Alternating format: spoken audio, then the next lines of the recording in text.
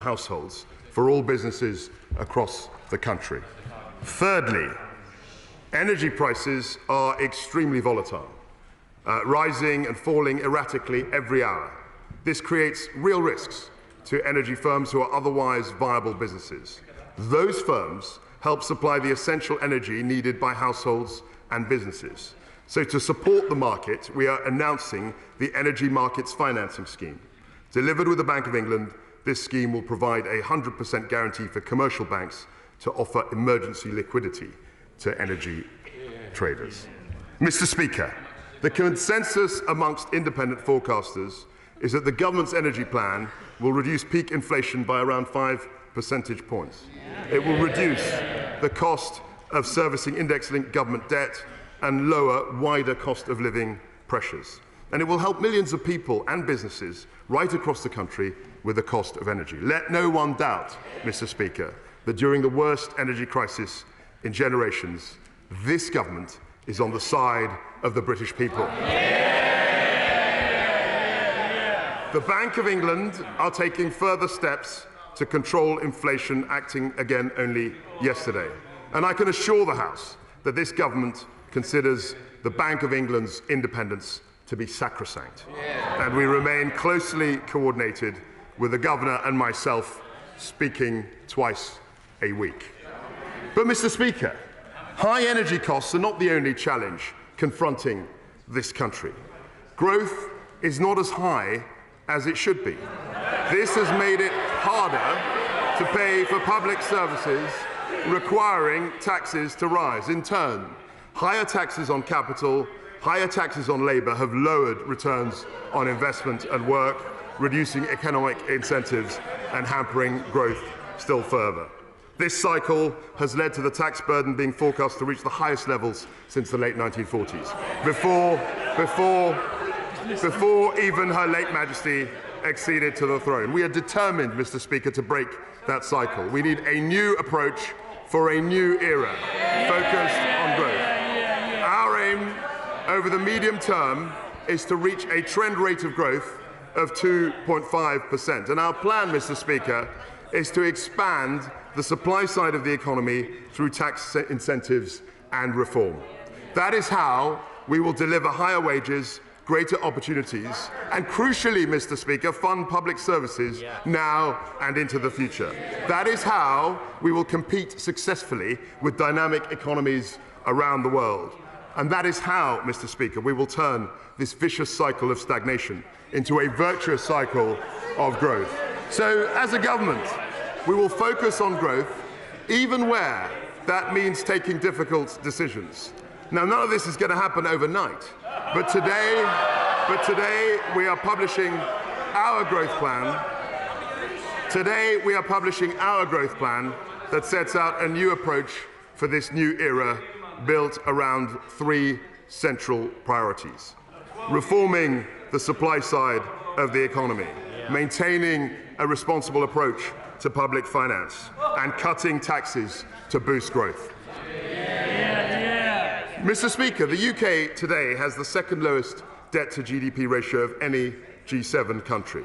In due course, we will publish a medium-term fiscal plan setting out our responsible fiscal approach more fully, including how we plan to reduce debt as a percentage of GDP over the medium term. And the OBR, Mr. Speaker, will publish a full economic and fiscal forecast before the end of the year, with a second to follow in the new year. Fiscal responsibility remains essential for economic confidence, and it is a path we are committed to. Today we are publishing costings of all the measures the government has taken, and those costings will be incorporated into the OBR's forecast in the usual way. The House should note that the estimated costs of our energy plans are particularly uncertain, given volatile energy prices. But based on recent prices, the total cost of the energy package for the 6 months from October is expected to be around £60 billion. We expect the cost to come down as we negotiate new long-term energy contracts with suppliers. And in the context of a global energy crisis, Mr. Speaker, it is entirely appropriate for the government to use our borrowing powers to fund temporary measures in order to support families and businesses. That's exactly what we did during the COVID-19 pandemic. A sizable intervention was right then, and it is right now. The price, the heavy price of inaction, would have been far greater than the cost of these schemes. Mr. Speaker, we are at the beginning of a new era, and as we contemplate, that's right, a new era,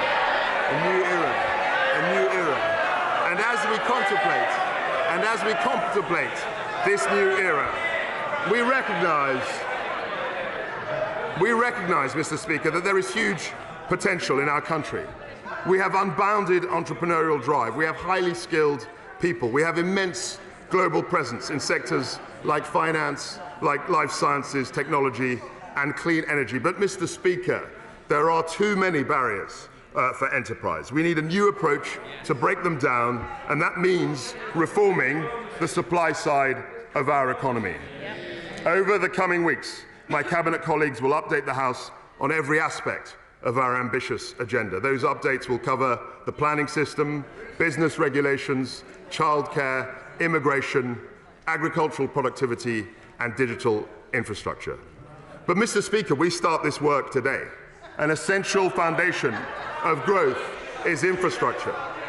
The roads, railways, and networks that carry people, goods, and information all over our country. Today, our planning system for major infrastructure is too slow and fragmented. The time it takes to get consent for nationally significant projects is getting slower, not quicker, while, Mr. Speaker, our international competitors forge ahead. We have to end this. We can announce that in the coming months, we will bring forward a new bill to unpick the complex patchwork of planning restrictions and EU-derived laws that constrain our growth. We will streamline a whole host of assessments, of appraisals, of consultations, endless duplications and regulations. We will also review the government's business case process to speed up decision-making. And today, we are publishing a list of infrastructure projects that will be prioritised for acceleration in sectors like transport, energy and telecoms. And to increase housing supply and enable forthcoming planning reforms, we will also increase the disposal of surplus government land to build new homes. Mr. Speaker, we are getting out of the way to get Britain building. One of the proudest achievements of our Conservative government is that unemployment is at the lowest level for nearly 50 years. But with more vacancies than unemployed people to fill them, we need to encourage people to join the labour market. We will make work pay by reducing people's benefits if they don't fulfil their job search commitments. We will provide extra support for unemployed over 50s and will ask around 120,000 more people on universal credit to take active steps to seek more and better paid work or face having their benefits reduced. Mr. Speaker, at such a critical time for our economy, it is simply unacceptable that strike action is disrupting so many lives. Other European countries have minimum service levels to stop militant trade unions closing down transport networks during strikes. So we will do the same, and we will go further. We will legislate to require unions to put payoff negotiations have genuinely broken down. And of course, Mr. Speaker, to drive growth, we need new sources of capital investment. To this end, I can announce that we will accelerate reforms to the pension charge cap so that it will no longer apply to well-designed performance fees. This will unlock pension fund investments into UK assets and innovative high-growth businesses. It will benefit, Mr. Speaker, savers and increase growth. And we will provide up to £500 million to support new innovative funds and attract billions of additional pounds into UK science and technology scale-ups. Now, Mr. Speaker, this brings me to the cap on bankers' bonuses. A strong UK economy has always depended on a strong financial services sector. We need global banks to create jobs here, invest here, and pay taxes here in London, not in Paris, not in Frankfurt, and not in New York. All the bonus cap did was to push up the basic salaries of bankers or drive activity outside Europe. It never capped total remuneration. So let's not sit here and pretend otherwise. It didn't cap total remuneration. So as a consequence of this, Mr. Speaker, we are going to get rid of it. And to reaffirm, we're going to get rid of it. And to reaffirm,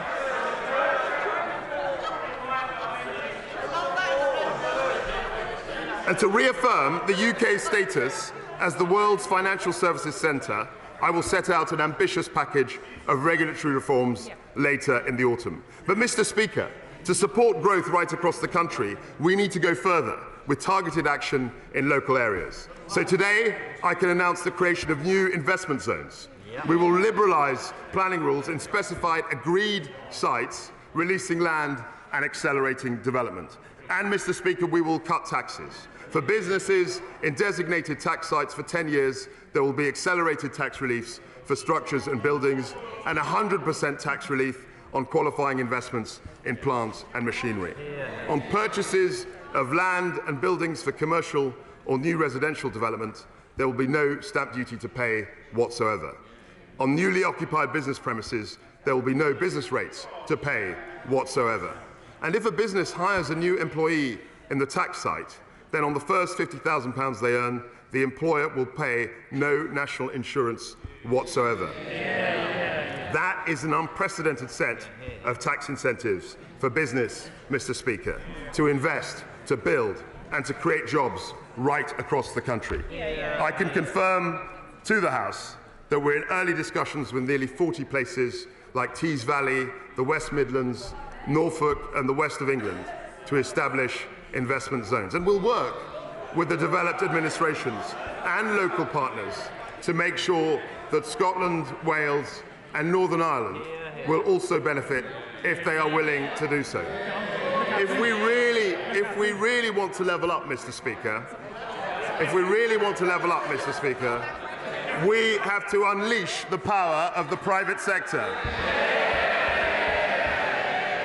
And now, Mr. Speaker, we come to tax, central to solving the riddle of growth. The tax system is not simply about raising revenue for public services, vitally important though that is. Tax determines the incentives across our whole economy. And we believe that high taxes reduce incentives to work, they deter investment, and they hinder enterprise. As my right honourable friend, the Prime Minister, has said, we will review the tax system to make it simpler, more dynamic, and fairer for families, and we're taking that first step today.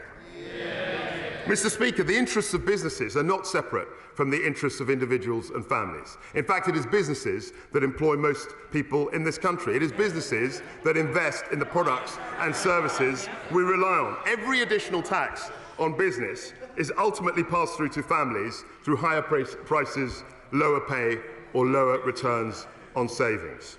So I can therefore confirm that next year's planned increase in corporation tax the corporation tax rate will not rise to 25%. It will remain at 19%, and we will have the lowest rate of corporation tax in the G20. This will plough almost £19 billion a year back into the economy. That's £19 billion for businesses to reinvest, create jobs, raise wages, or pay the dividends that support our pensions. I've already taken steps elsewhere in this statement to support financial services, so the bank surcharge will remain at 8%. But, Mr. Speaker, we will do more to encourage private investment. The annual investment allowance, which gives 100% tax relief on investments in plant and machinery, will not fall to £200,000 as planned. It will remain at £1 million, and it will do so permanently. Our duty, Mr. Speaker, is to make the UK one of the most competitive economies in the world. And we are delivering. We will deliver on this. Mr. Speaker, we want this country to be an entrepreneurial, share-owning democracy. The Enterprise Investment Scheme, the Venture Capital Trust, we will extend beyond 2025. The Seed Enterprise Investment Scheme, company share option plans, we will increase the limits to make them more generous. Crucial steps on the road to making this a nation of entrepreneurs. For the tax system to favour growth, Mr. Speaker, it needs to be much simpler. I'm hugely grateful to the Office of Tax Simplification for everything they have achieved since 2010. But instead of a single arm's-length body which is separate from the Treasury and HMRC, we need to embed tax simplification into the heart of government. That is why, Mr. Speaker, I have decided to wind down the Office of Tax Simplification and mandated every one of my tax officials to focus on simplifying our tax code. To achieve a simpler system, I will start by removing unnecessary costs for business. Firstly, we will automatically sunset EU regulations by December 2023, requiring departments to review, replace or repeal retained EU law. This will reduce burdens on business, improve growth and restore the primacy of UK legislation. Mr. Speaker, we can also simplify the IR35 rules, and we will. In practice, reforms to off-payroll working have added unnecessary complexity and cost for many businesses. So, as promised by my right honourable friend, the Prime Minister, we will repeal the 2017 and 2021 reforms. Of course, we will continue to keep compliance closely under review. Mr. Speaker, Britain welcomes millions of tourists every year, and I want our high streets and airports, our ports and our shopping centres to feel the economic benefit. So we have decided to introduce VAT-free shopping for overseas visitors. We will replace the old paper-based system with a modern digital one, and this will be in place as soon as possible. This is a priority for our great British retailers, so it is our priority too. Our drive to modernise also extends to alcohol duties.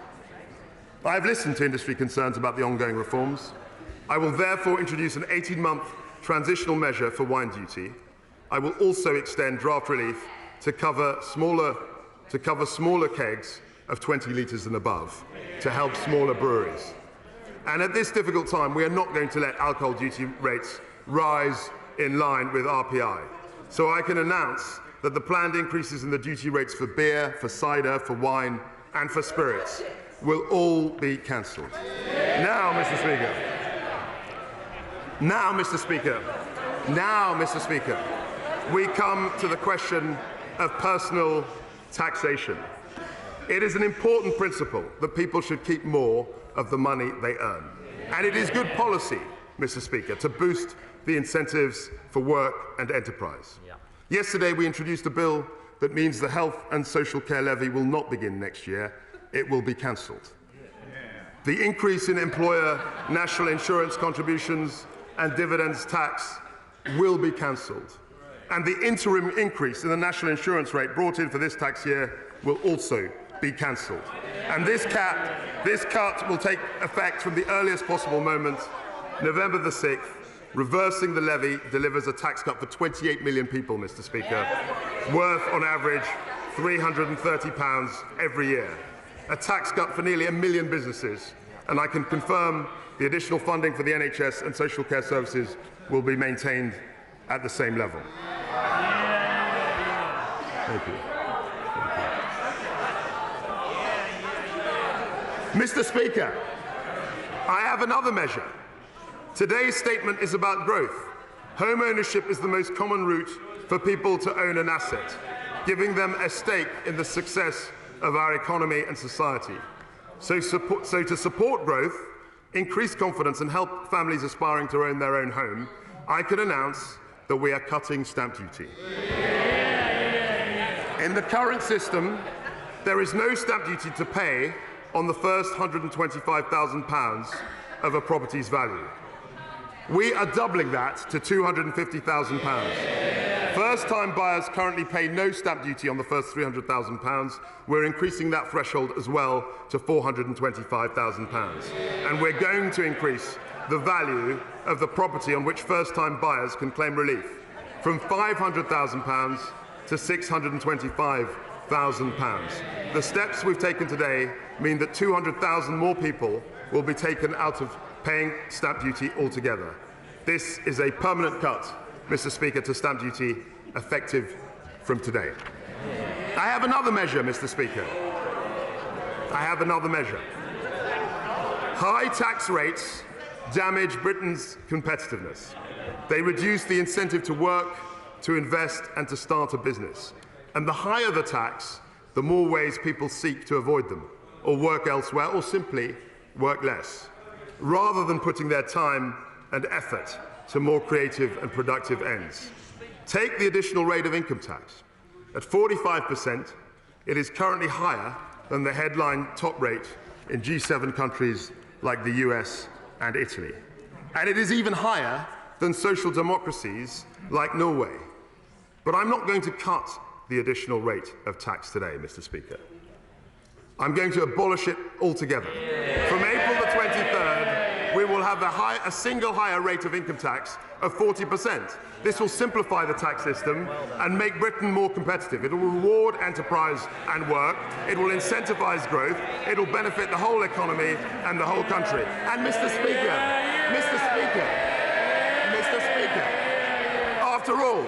after all, this only returns us to the top rate we had for 20 years, including the entire time the opposition was last in power. Bar 1 month. And that's not all. I can announce today that we will cut the basic rate of income tax to 19 pence in April 2023, 1 year early. That means a tax cut for over 31 million people in just a few months' time. This means that we will have one of the most competitive and pro-growth income tax systems in the world. Mr. Speaker, for too long in this country, we've indulged in a fight over redistribution. Now we need to focus on growth, not just how we tax and spend. We won't apologise for managing the economy in a way that increases prosperity and living standards. Our entire focus is on making Britain more globally competitive, not losing out to our competitors abroad. The Prime Minister promised that we would be a tax-cutting government. Today, we have cut stamp duty, we have allowed businesses to keep more of their own money to invest, to innovate and to grow. We have cut income tax and national insurance for millions of workers. We are securing our place in a fiercely competitive global economy with lower rates of corporation tax and lower rates of personal tax. We promised to prioritise growth, Mr. Speaker. We promised a new approach for a new era. We promised to release the enormous potential of this country. Our growth plan has delivered all those promises and more, Mr. Speaker, and I commend it to the House.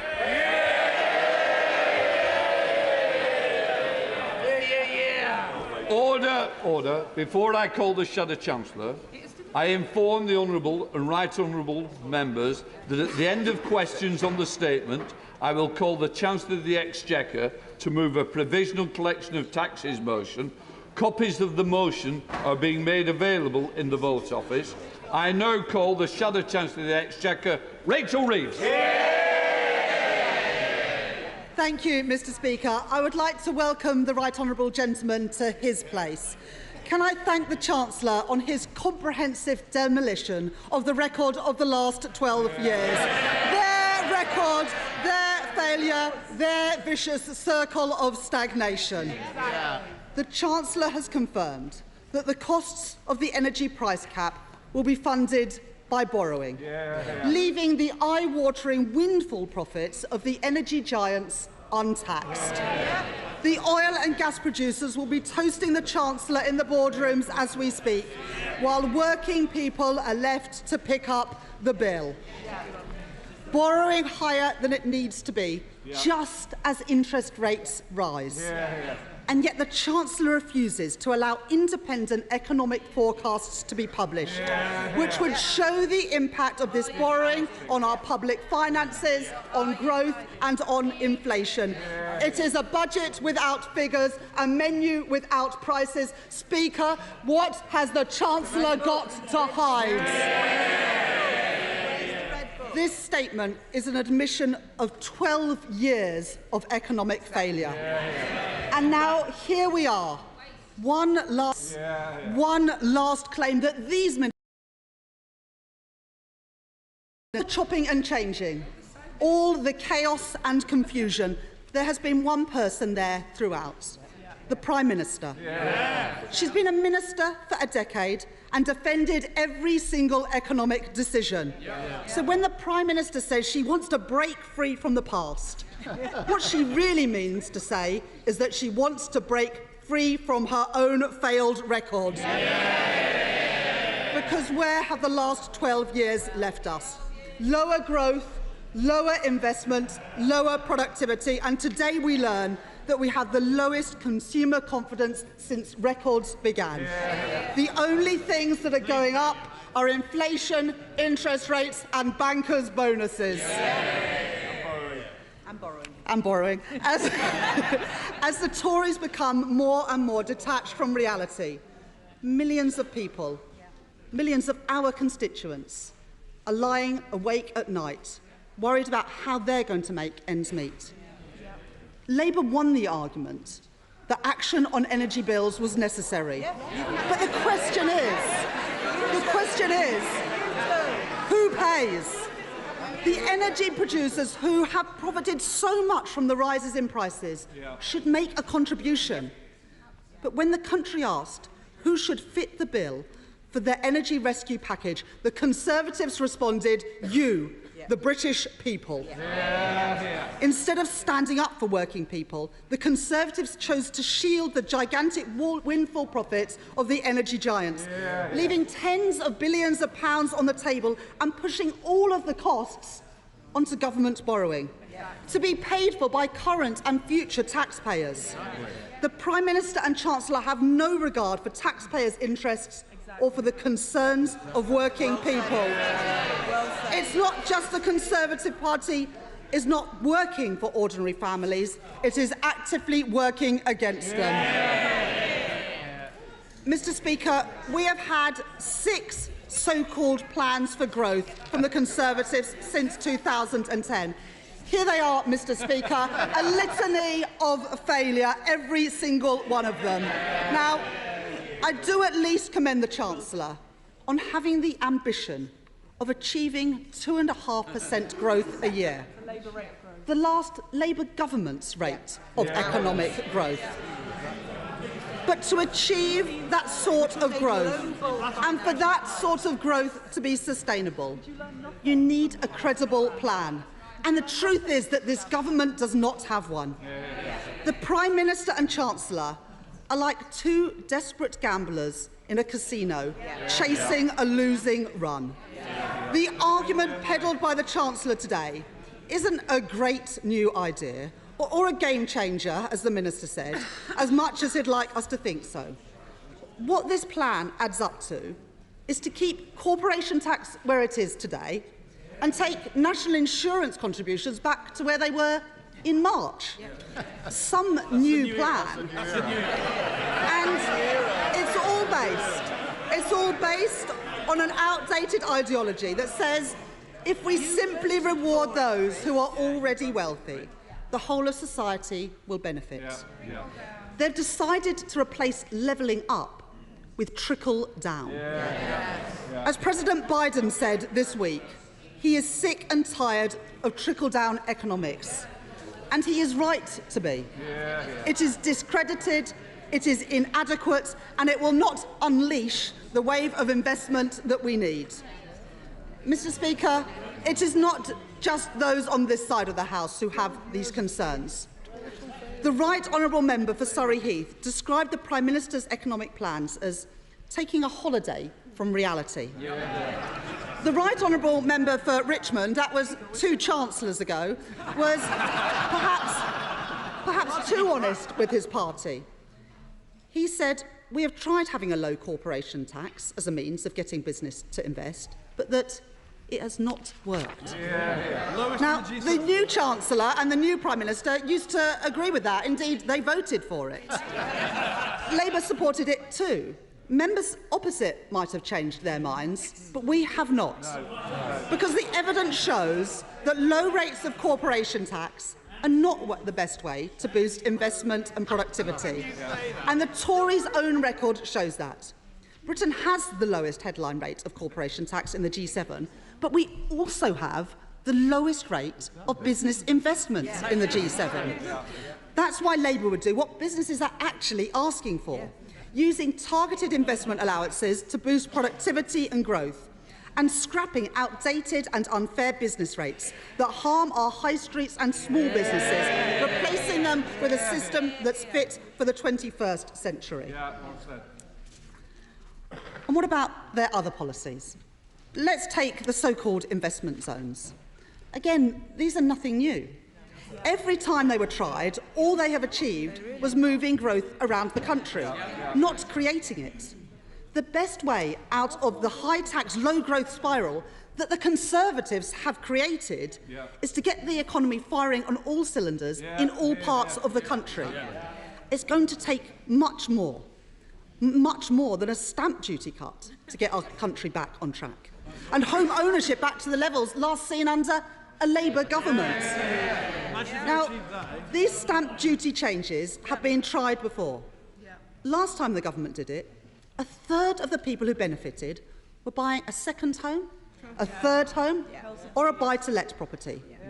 Is that really the best use of taxpayers' money when borrowing and debt are already so high? And can the Chancellor confirm today how much of this stamp duty cut will go to those purchasing multiple properties? Instead of stamp duties going up and down like a yo-yo, we need to get building.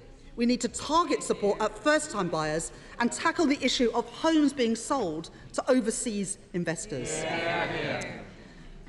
The Chancellor has made clear who his priorities are today.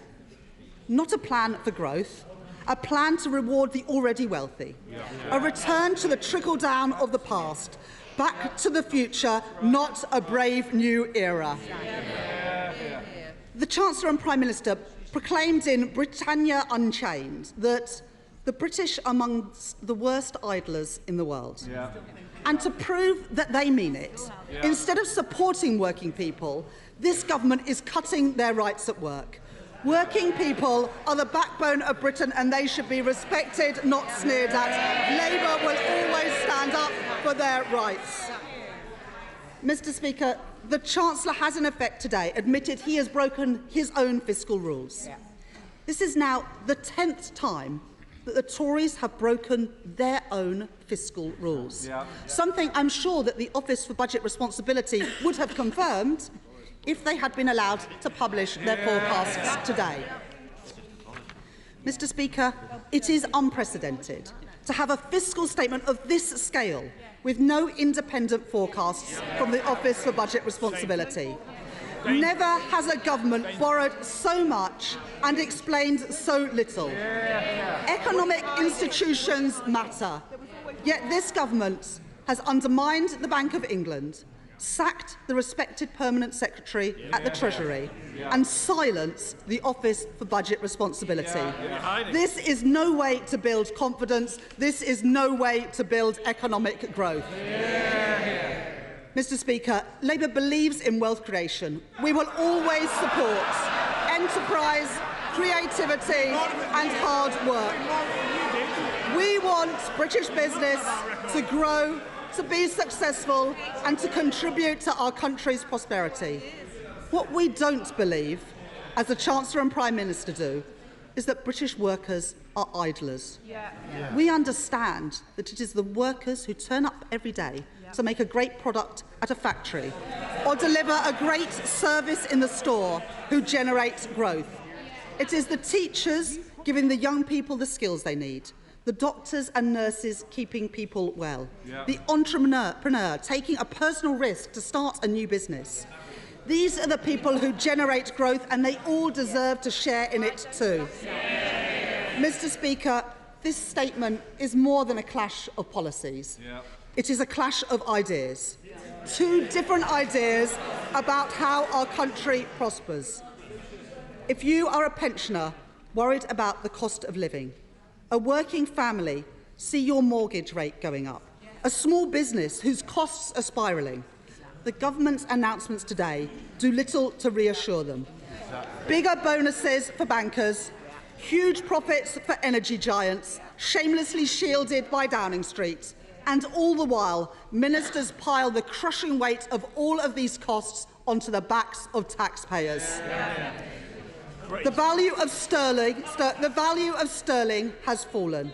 We can see it, half his colleagues suspect it, and financial markets know it. The verdict is clear.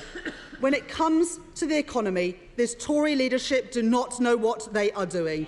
The Conservatives cannot solve the cost of living crisis. The Conservatives are the cost of living crisis, and our country cannot afford them anymore.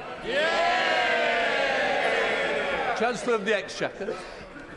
Thank you, Mr. Speaker. I was very interested to hear the Right Honourable Lady's defence, and I was very curiously affected when she said that Labour believes in wealth creation. That was the biggest fancy I've ever heard.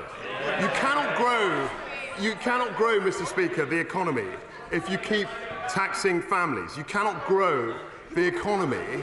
You cannot grow the economy if you see business as the enemy.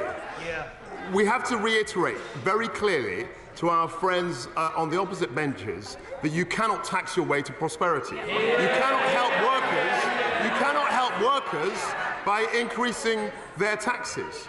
And far from denigrating British workers, what our measures have done, is they are relieving burdens on our workers and our people by intervening on energy prices and also relieving the burden of taxation. We've got to unshackle the creative energies of this country, and that's what we're 100% focused on doing. Jamel Stride.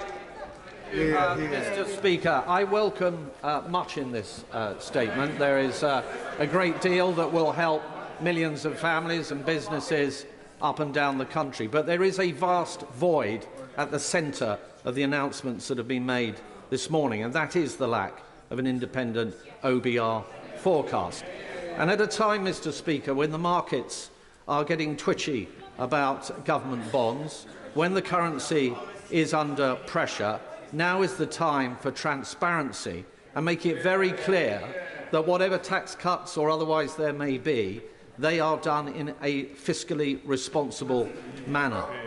And I have to say to my right honourable friend that he should have come forward with an OBR forecast, and that we know as a committee, because of our correspondence with Richard Hughes, the head of the OBR, that the OBR was standing ready to come forward with just such a forecast.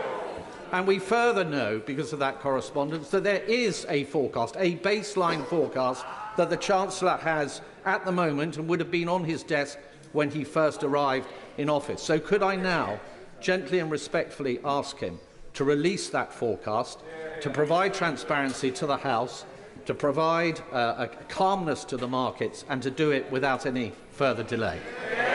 Thank you. I'd like to thank my right honourable friend, and I'd also like to gently and respectfully remind him that in the statement I committed in a very categorical way to the OBR coming up with a forecast before the end of the calendar year. It will be a full forecast, it won't be a baseline forecast, and it will fully score the measures outlined in this growth plan. And I'd be very happy to meet him in his committee at a time which is convenient. SNP spokesperson Alison Thewlis. Thank you, Mr. Speaker. The Chancellor comes here today, the sixth Chancellor in 7 years, asking us to believe that the things that he voted fine at the time, but need completely reversed now. A new era, but they've been in government for 12 years. He stretches credibility beyond breaking point, saying that tax cuts for the rich Whopping bonuses for the bankers and low corporation tax for companies will somehow refloat, magically, Britain's sinking economy. He has no evidence, and this is no plan for growth. It is budget measures with no OBR assessment, ducking scrutiny time and time again. It is a plan, Mr Speaker, for recession, for debt on an unsustainable trajectory and almost inevitable public sector cuts to come. Actively choosing to permanently cut taxes and spend eye-watering sums to patch up a failed energy market while inflation soars, interest rates are hiked and recession looms will not create growth, it will create economic chaos. Nothing he has said today will provide any reassurance and give hope to ordinary people, folks struggling to get by in broken Britain. Families unable to put food on the table and heat their homes, punished by the Tory benefit cap and the two-child limit. These policies are driving up child poverty, and the Chancellor should be scrapping them, not the bankers' bonus cap.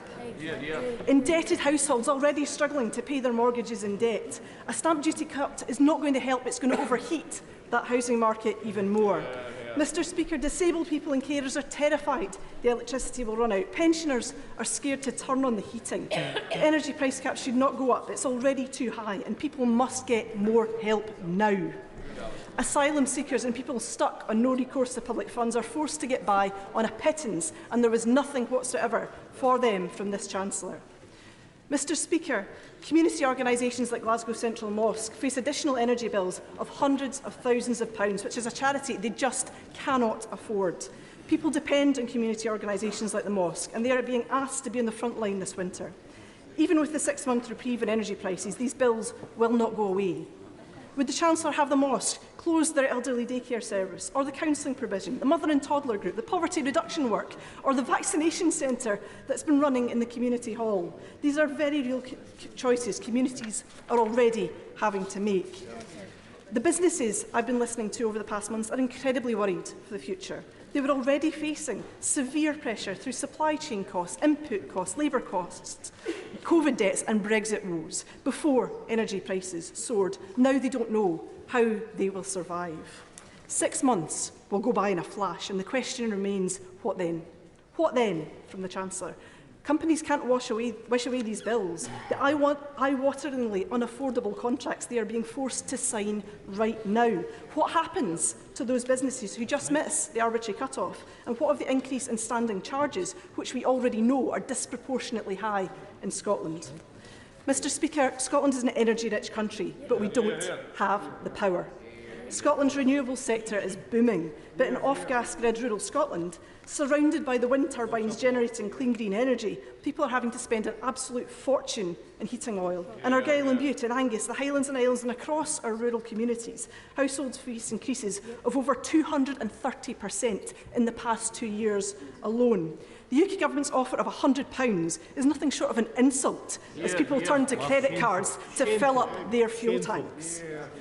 The Scottish Government is doing all in its power to support people through this crisis, strengthening the safety net by increasing the Scottish Child payment to £25 a week, doubling the Fuel Insecurity Fund to £20 million and freezing rents, because renters are also facing pressures. We have the highest rate of the real living wage in Scotland. We've invested in tackling fuel poverty and energy efficiency, but we could do so much more with more budget and more powers. At the back of the Blue Book today, still no carbon capture and storage for the north east of Scotland, a game changer for renewables in Scotland. Where is that in the Chancellor's plans? Nowhere again. We could have growth by investing in skills, in net zero and productivity. The Chancellor's plans will not do this. Mr Speaker, people don't freeze to death in our Nordic neighbours, and people there are not living in one of the most unequal countries in the world, and it's only getting worse. This right-wing, Thatcher cosplaying shambles of a government is making choices that they will never feel the consequences of. Mr Speaker, I beg of this Chancellor to listen to those on the edge, those who are desperately looking right now to him for a lifeline, but no one should have to beg for a decent standard of living. The people of Scotland see a Scottish Government doing their best to mitigate the worst, but stymied by the broken politics of this union and this economic madness we heard from the Chancellor today. Scotland is looking for a different path, Mr Speaker. Scotland needs independence. what Scotland doesn't need is reheated socialism from the SNP. She mentioned energy, and I'm always staggered when people in her party mention energy, and they don't countenance nuclear power. Nuclear power is a great, clean form of energy. And while we speak about energy, she will know that we have indeed listened. We have implemented a limit to energy prices. My right honourable friend, the Prime Minister, who's no longer in her place, made the engagement within 2 days of taking office, and it's something which I'm very proud of, and we've also extended it to supporting businesses.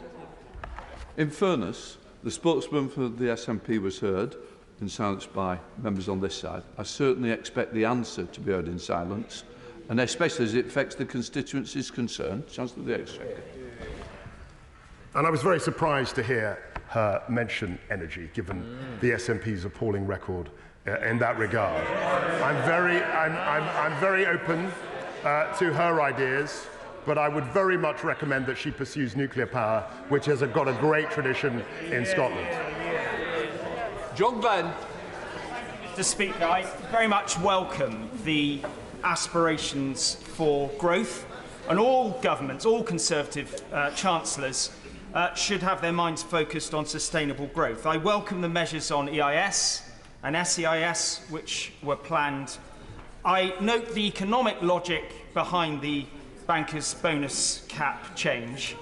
But what I would say is that in my 4.5 years as City Minister, the biggest concern that banks had was for the overall tax burden, and I would urge him to keep a focus on the global competitiveness of that. But the final point I would like to make is, in an era of grave uncertainty around inflation, there is a clear concern in the markets around the irreconcilable realities of monetary tightening at the same time as fiscal loosening. And I would welcome the Chancellor's observations and reassurance to the markets at this time. In terms of the 2 points he made, he's absolutely right to say bankers are concerned about the overall tax burden. And that's why many of the bankers in the City of London are going to Paris, because they're paying 30% tax there. That's a legitimate thing, and that's why we've reduced tax levels. With respect to monetary and fiscal policy, he will know that monetary policy is the responsibility of the bank, and monetary policy is targeted on inflation, and the fiscal policy that fiscal course that we've charted has absorbed 2 exogenous shocks in the form of COVID-19 and the Russian invasion of Ukraine, and it is entirely appropriate in both those circumstances to have a looser fiscal policy to steer our path through those shocks. There's entire logic to those positions. Dame Angela Riedel. Chancellor, without giving us any sign of the figures, has had a budget now, has announced what is in effect a budget with massive tax cuts, most of which go to those who are already well off. And he has asserted, Mr. Speaker, that this will lead to growth. But he must now admit that there's absolutely no evidence whatsoever that large tax cuts for the already well-off actually lead to growth. In fact, the IMF has said the opposite.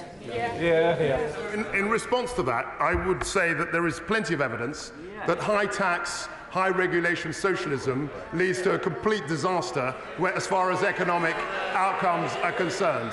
And we are doing the opposite. Andrea Lebs. Dame Angela. Thank you, Mr. Speaker.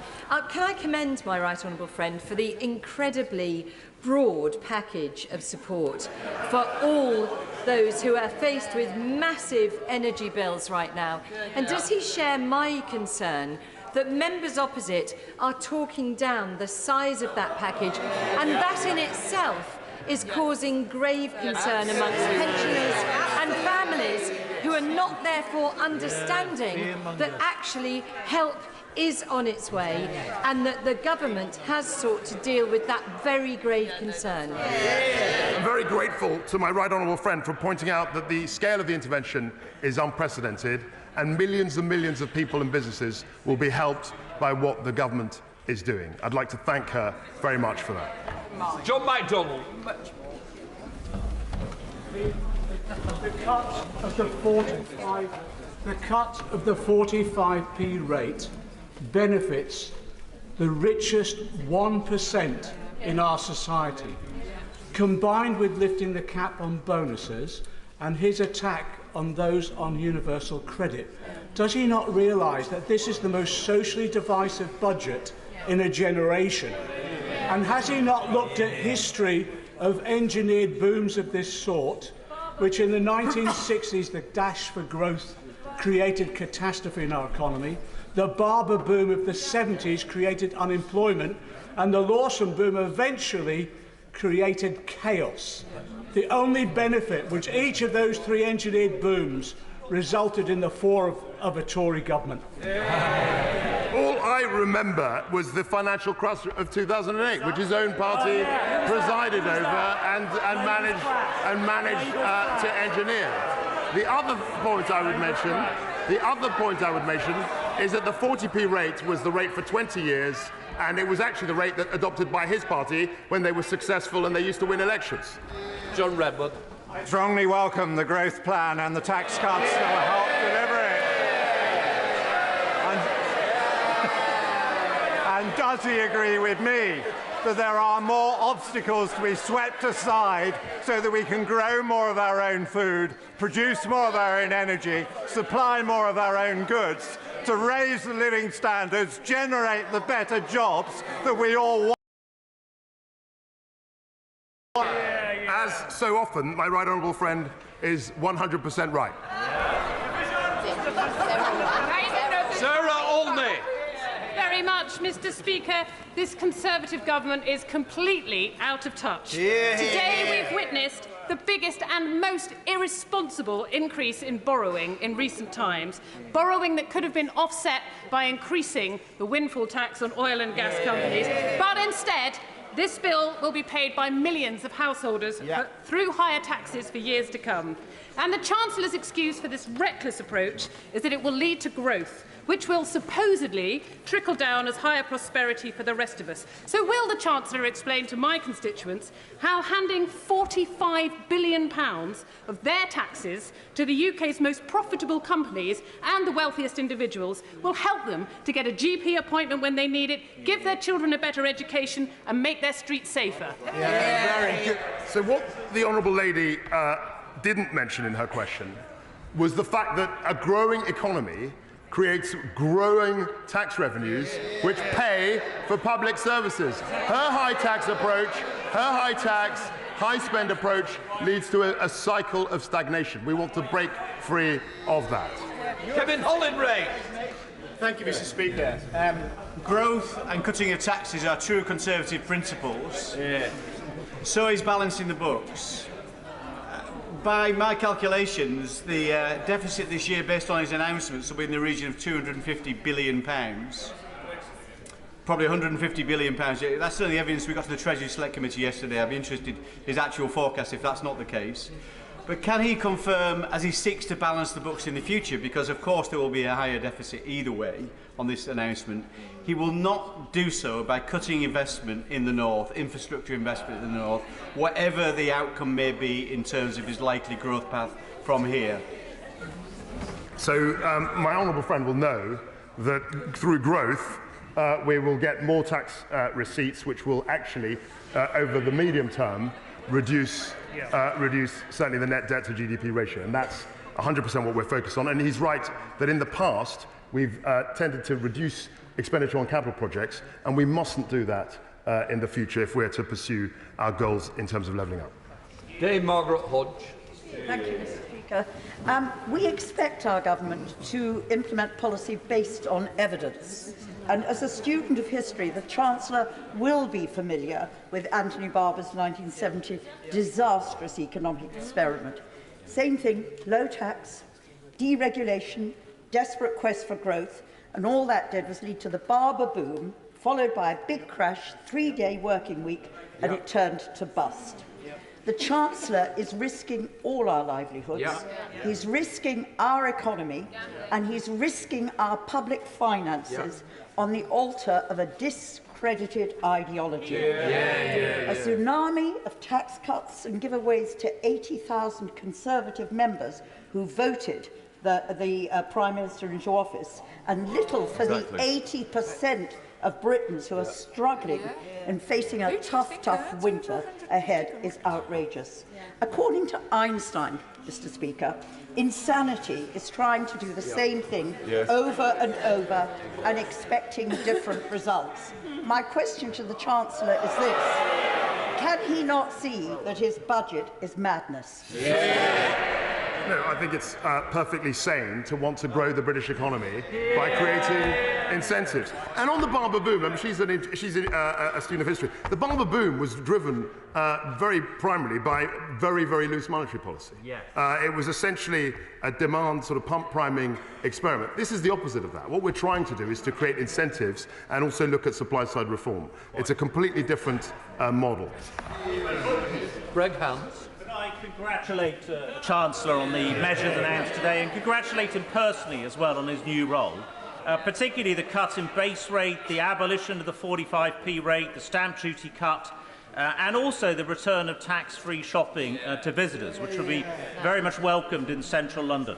Could I ask him to look further at the 7-year bonus deferral rules in financial services, which are actually amongst the most punitive in the world today?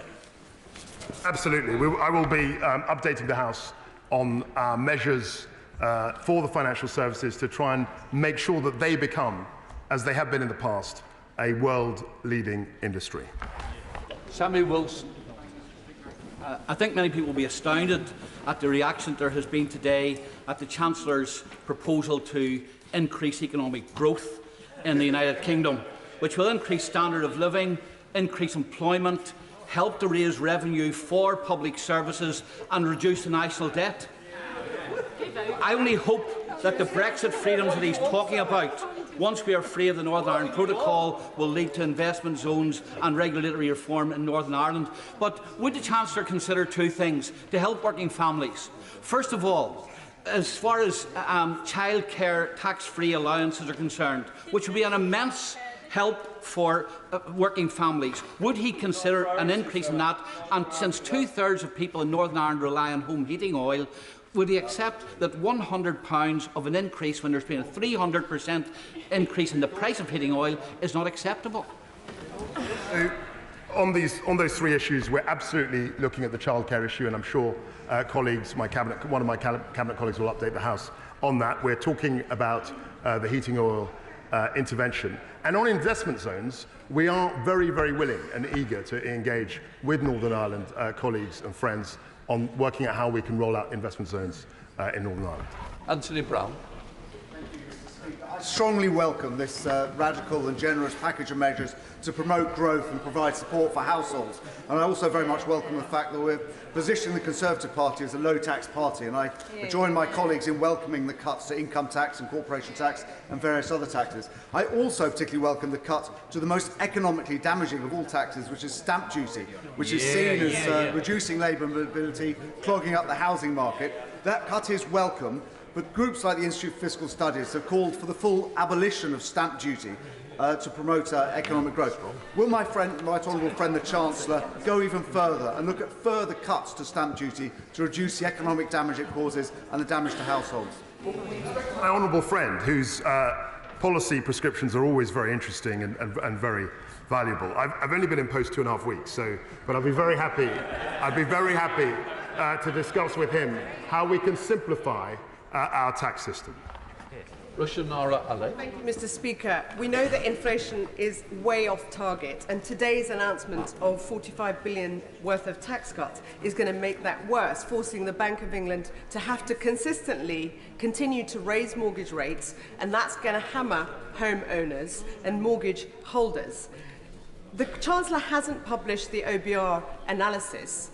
Isn't it time he does? And isn't the reason why he's not publishing it is because they reveal that he has broken the fiscal rules he voted for and will not achieve the growth target that he set himself? As I reminded my right honourable friend, the OBR, and I said in my statement, the OBR will be coming up with a forecast certainly before the end of the calendar year, and I'm very, very interested to hear and to see what they have to say.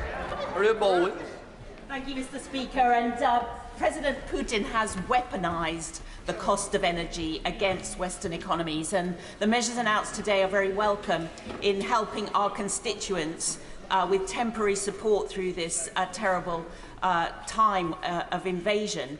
Will the Chancellor confirm that the measures he's announced today that support business will also continue to incentivise investment in renewable energy in this country so that we can never allow Putin to weaponise energy against us again?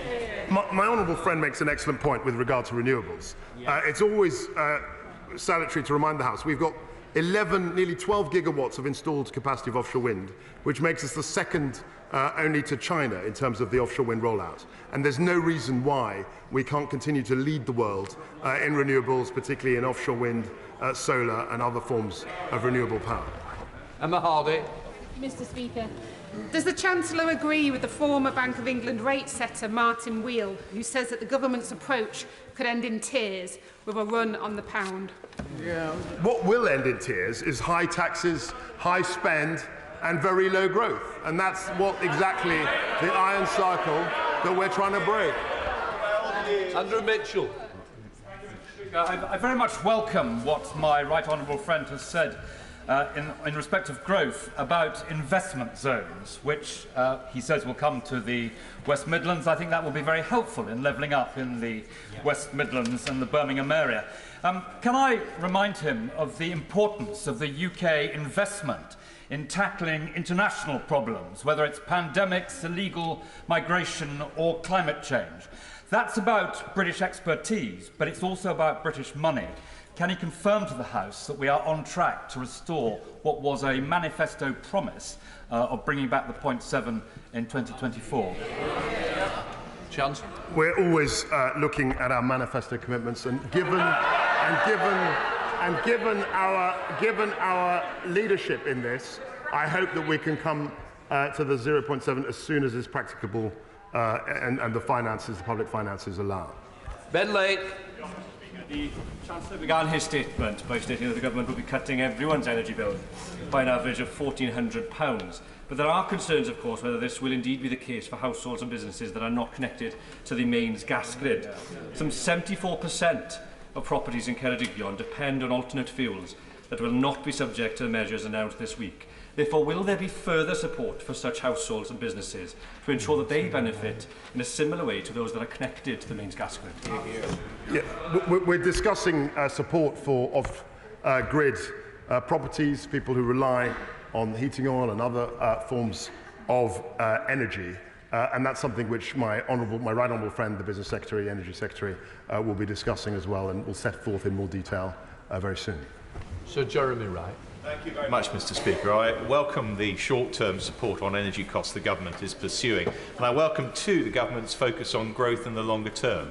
But would my right honourable friend agree that growth is dependent on confidence? Confidence of businesses, but also confidence of households who spend on the products and services those businesses create. And would you also agree that that confidence will evaporate if people's costs on their mortgage increase further than the benefits that they gain from tax reductions? And will he do all he can to make sure that doesn't? That and also reducing the tax burden. But he's quite right that there is a risk in respect of interest rates, and I'm speaking to the Governor regularly to see what his views are on that. We're working closely together, and we will be very focused on alleviating the burden on our constituents. George Howard.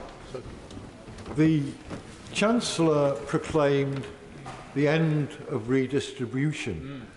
Well, I listened very carefully, Mr. Speaker, to the measures he announced, and it strikes me that they are redistributive measures. They redistribute away from those in the greatest need to those in the least need. How Mr. Speaker, in that context, how does he defend spending £10 billion a year on the buy-to-let scheme, which serves only to help those who don't need it to buy houses that they don't live in, and serves no purpose whatsoever for those who end up renting them? Just in the statement on helping people, there are measures in our statement across the income scale, and we are very, very focused not on growth. So what I said was that we indulge in a fight on redistributing something which is small, which we should be trying to grow, and that's where our focus is. James Cartledge. I congratulate my right friend on his statement and his position. He knows that to increase output, he needs there to be capacity in the labour market, and that is extremely tight. He will come under huge pressure for loosening immigration rules. Can I urge him instead, as he said, to focus on the economically inactive, to ensure that they get the support? Because is it not the case that those who've been written off, yes, mild mental health, anxiety and all the rest of it, if they get the right support, it's in their interest to get back to work, and it's in the interest of their self-esteem? Yes. Friend is absolutely right. There is a huge impetus, there's a huge pool of talent that needs to be brought into the labour market, and every government, our government in particular, should be focused on trying to bring more people into the labour market. Angus Brendan McNeill. Mr. Speaker, the Chancellor is midwife to profiteering by energy companies on the public's credit card. He's done very little, as my friend from Kerrydignan said, about rural and island places dependent on central heating oil. People in my constituency on electricity are having a unit rate of 33 pence, while in London it's 29.6 pence, 10% higher. The standing charge is 51 pence in my constituency, 32% in London, a staggering 60% higher. And these are figures from E.ON yesterday. This UK government is a highwayman, absolutely stealing from energy-rich Scotland. It is a disgrace. And this Chancellor should be conduct himself far more fairly than he is. This is, as has been said, something for the rich and not for the deserving. I reject that, and he will know that when I was Business, Energy and Industrial Secretary, Industrial Strategy Secretary, I was very focused on bringing the renewable pot for remote island wind. And we achieved great things working together, and I hope that we can continue that dialogue now I'm in this office. Richard Drax. Thank you, Mr. Speaker. Can I welcome our honourable friend to his place, and how refreshing to hear some Conservative policies. Weymouth is talking with officials about the idea of an investment zone. We are entirely supportive, and we very much hope we get it. But what they ask for, if we do get it, that we get the infrastructure funding to go with it, for without that, we will not attract the private investment that we need to create the prosperity and jobs. My honourable friend is absolutely right. We're trying to link the investment zones, and we will link the investment zones to infrastructure projects, because one without the other doesn't make sense. But I'd be very interested to talk to him about Weymouth and about the opportunities for investment zones in that area. In Meg Hillier. Thank you, Mr. Speaker. Mr. Speaker, we've seen this Chancellor rip up fiscal responsibilities, sack the senior civil servant at the Treasury, and mortgage our children's and our country's future. And it's not just me that's concerned about his ambition for growth. The Institute for Fiscal Studies tells us that we shouldn't underestimate the scale of the challenge. I hopefully don't think anyone does that.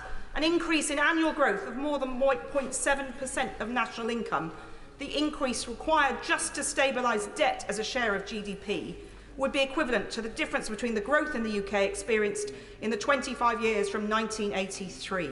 There is no miracle cure, they say. There is not. Can the Chancellor just admit that he's fiscally irresponsible and that he's gambling with this country's future? I don't admit that at all. In fact, the gamble was to do nothing. The gamble was to stick on the path that we were on and simply raise spending and raise taxes and think somehow magically we were going to get to the promised land. That was not a credible path. This is. Nikki Aiken. I certainly welcome the comprehensive growth plan that the Chancellor has outlined today. I particularly welcome the reintroducing of tax-free shopping for international visitors. I hope that also now includes EU citizens. This Chancellor, this government sounds like it's very much a reforming government, and I welcome that. Can you please, can my right honourable friend please guarantee that he will consider now reforming one of the most antiquated, punitive taxes we have, business rates? A tax review to fit our tax system to the 21st century, and I'd like to pay tribute to my honourable friend and her campaign on VAT, the Business Secretary, and I hope that we can actually deliver on her vision. Kenny McCaskill. The world has seen this dogma over orthodoxy before in Pinochet's Chile adopting the Chicago Boys. That tanked the Chilean economy, and this will do the same to the UK economy. The pound will tank, inflation will rise, and unemployment will escalate. Social discord will also come as a result. The Chancellor says that tax is not simply about revenue, but about the economy. I agree. But it's also about the society that you want. Yep. And what he is doing is taking from the poor and giving to the rich. Giving to this generation and impoverishing the young and future generations. Ensuring that the UK becomes an ever more unequal society.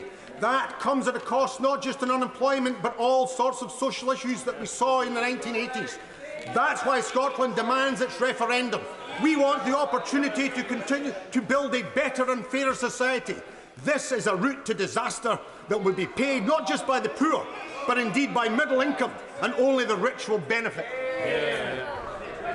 Well, I'm glad to hear the honourable gentleman's optimistic assessment of my growth plan, but I think he's entirely wrong. I think what we have to do is focus on growth. That's what we're doing, and that's what we will be delivering.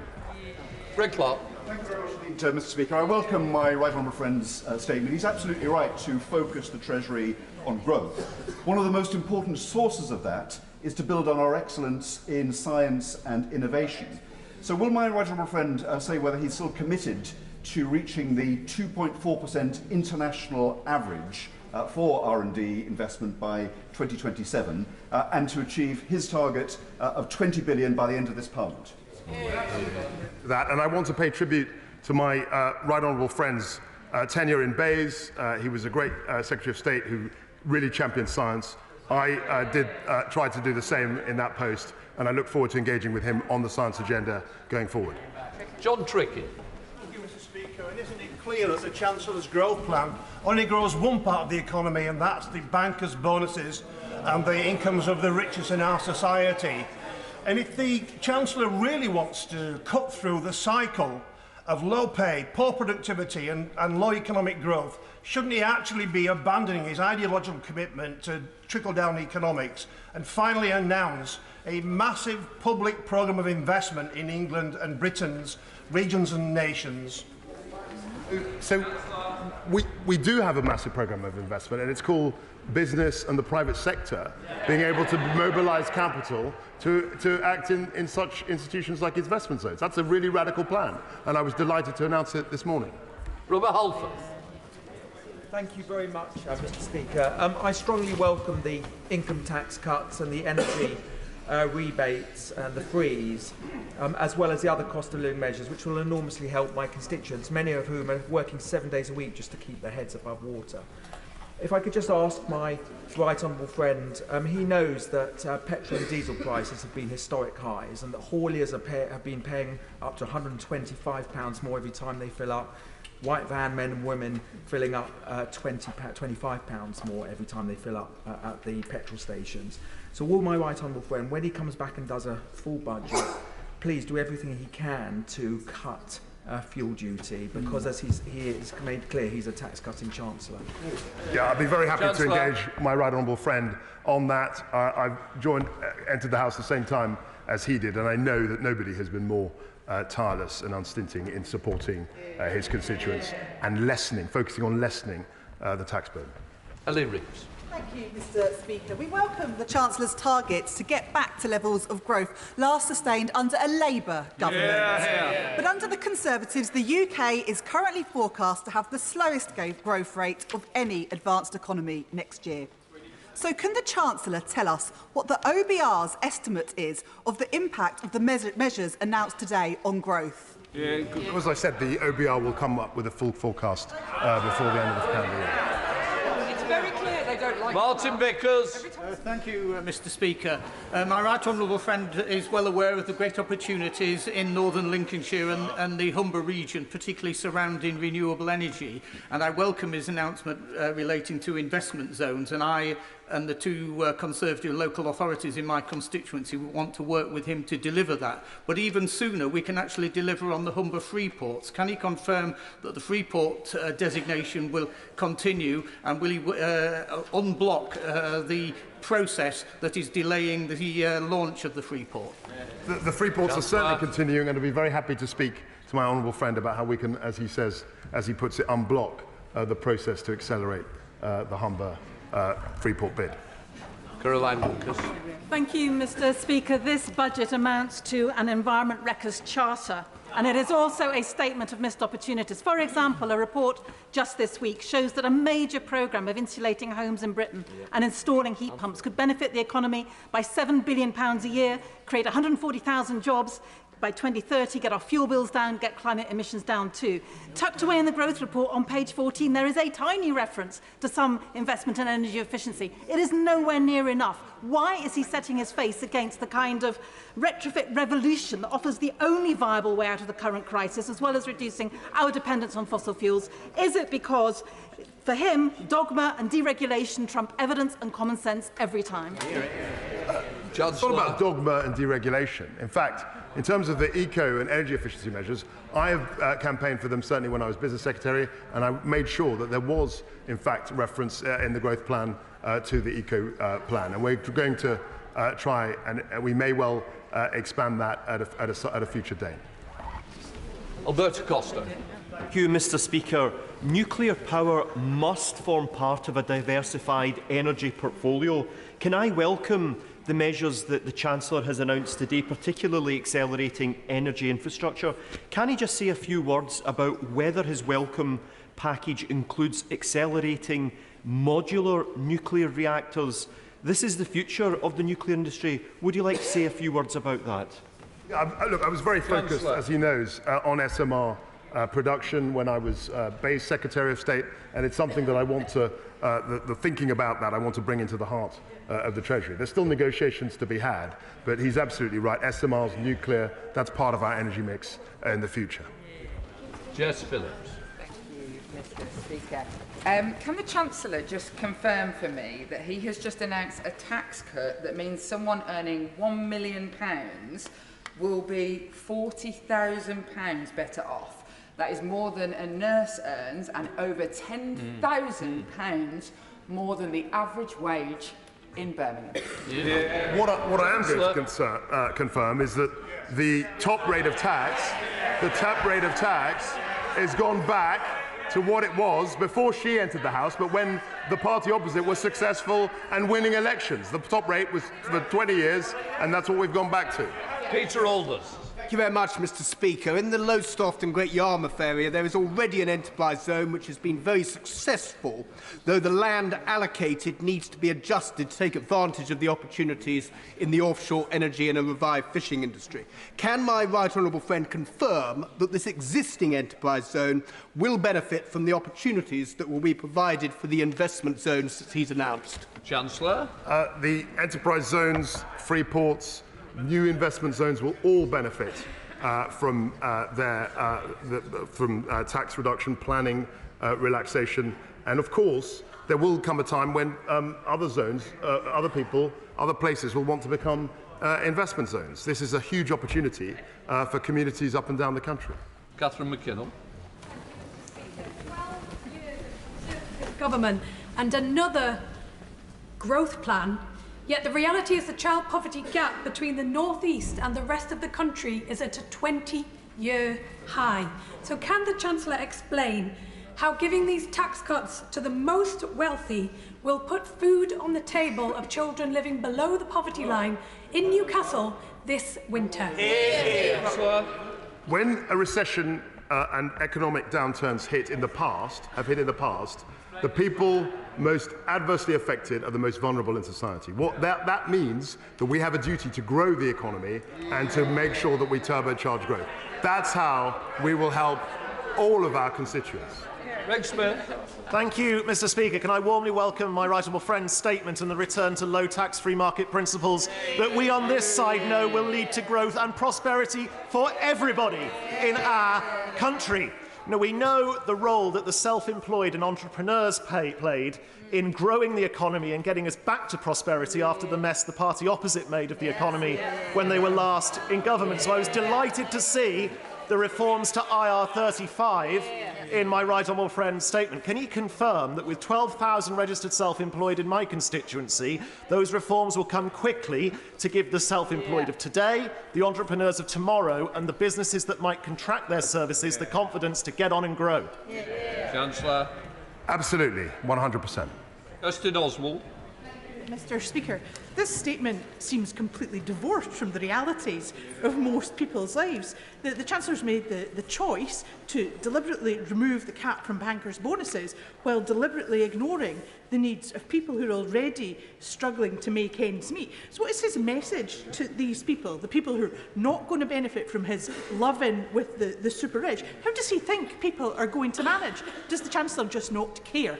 Yeah, that's why we had the energy intervention that was announced last week and that we put forward that we've mentioned today. We've got eco schemes, we've got the warm homes discount. We've had a reduction of council tax A to D. There's a huge amount of intervention and we will always... My friend has made clear his intention to lift the bankers' bonus cap, but may I draw his attention to another cap or threshold, the £40,000 annual pension allowance, which is also causing challenges, particularly to many experienced and senior public sector workers.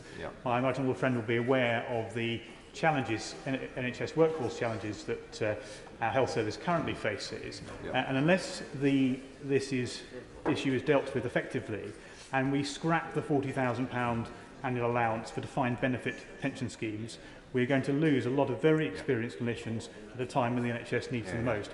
He can look at bankers' bonuses. Can he also look at this issue? Yeah, the issue has been raised, and it's not just a question of the annual limit, it's also the lifetime allowance. I mean, anecdotally, I hear that is also a big driver. The fact that it's been reduced successively over time is a big driver of people leaving the profession, and that's something I'd be very happy to have a discussion with him about in the future. Mohammed Yazid.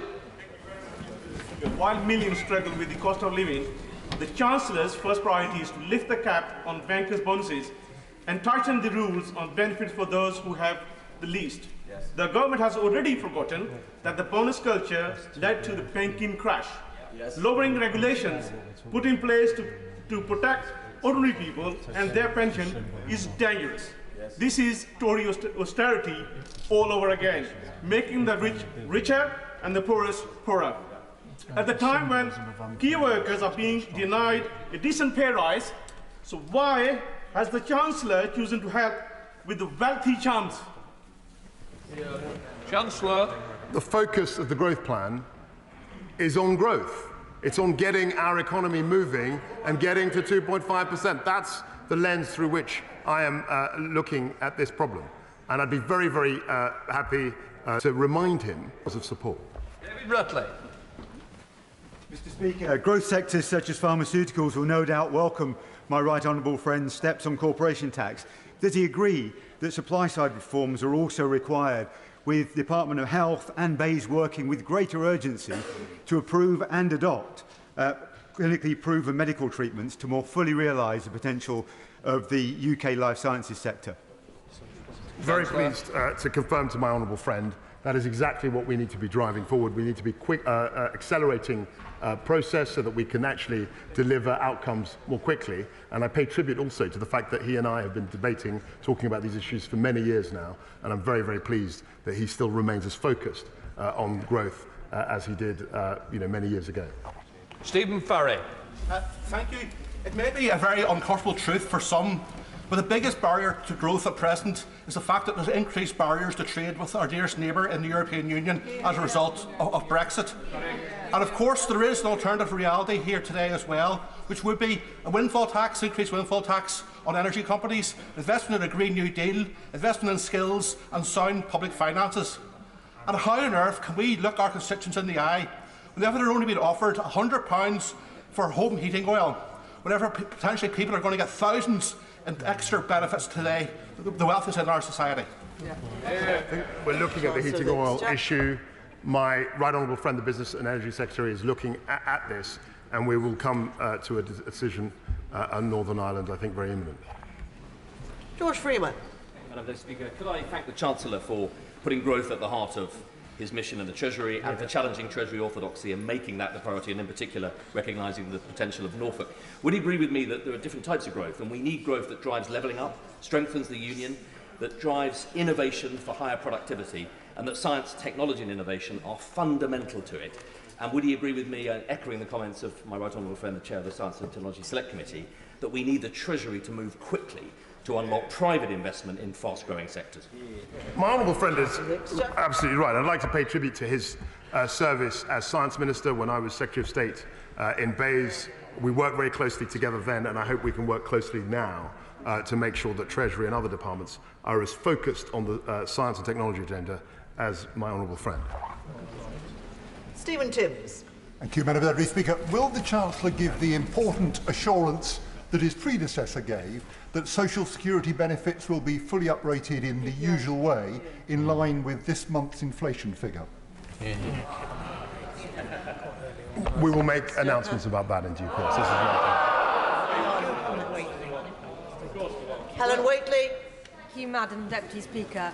Can I welcome my right honourable friend's focus and drive for increased economic growth and for making sure people get to keep more of what they earn?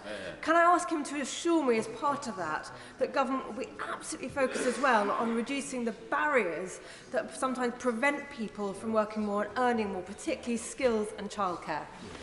I think the childcare issue has been raised many times, and I'm looking forward to more subsequent statements from my right honourable friend, the Secretary of State for Education. That's clearly an issue which can unlock growth and also protect families so that they can go out and earn money to look after their family. I mean, that's really important.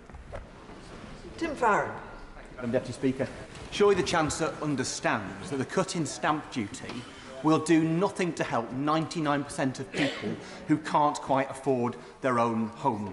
It will do huge amounts to incentivise people who want second, third, fourth and fifth homes in my constituency, in Cumbria and other rural parts of Britain. Does he not realise the damage that excessive second home ownership and non-permanent occupied dwellings does to communities like mine, those in Cornwall, those in Northumberland and the rest of the country? Will he listen to rural Britain and stop backing second homeowners and back our communities instead?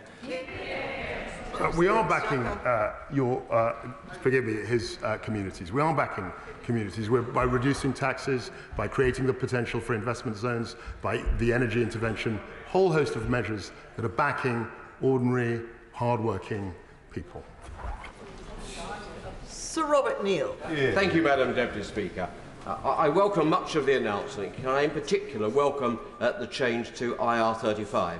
As the Chancellor will know, that has caused real distress and injustice to many honest, hard-working, self-employed people. I also welcome the changes to stamp duty. But will he bear in mind, as I'm sure he does as a Conservative, that we also believe in sound money and that we must keep an eye upon inflation, because we do not want the benefit of the stamp duty cut to be eroded for many homeowners by the increased mortgage costs? Absolutely, and he will understand. I mean, historically, if you look at high periods of debt, we managed to get out of that by growing our economy. That's why we've got a renewed focus on growth. What we can't do is simply tax our way to prosperity. That has never happened before. Barry Sherman. Mr. Speaker, can I inform the Chancellor of the Exchequer that that was probably the most disappointing presentation I've had since I came into the House since 1979. And the fact of the matter is, what exactly is he hiding? Is he hiding the fact that what he's announced today will mean that in the future, my children, our grandchildren, will have to pay the price of what he's announced today? Isn't that the truth? We're going to put this borrowing on future generations, and that will blight the whole future of that generation.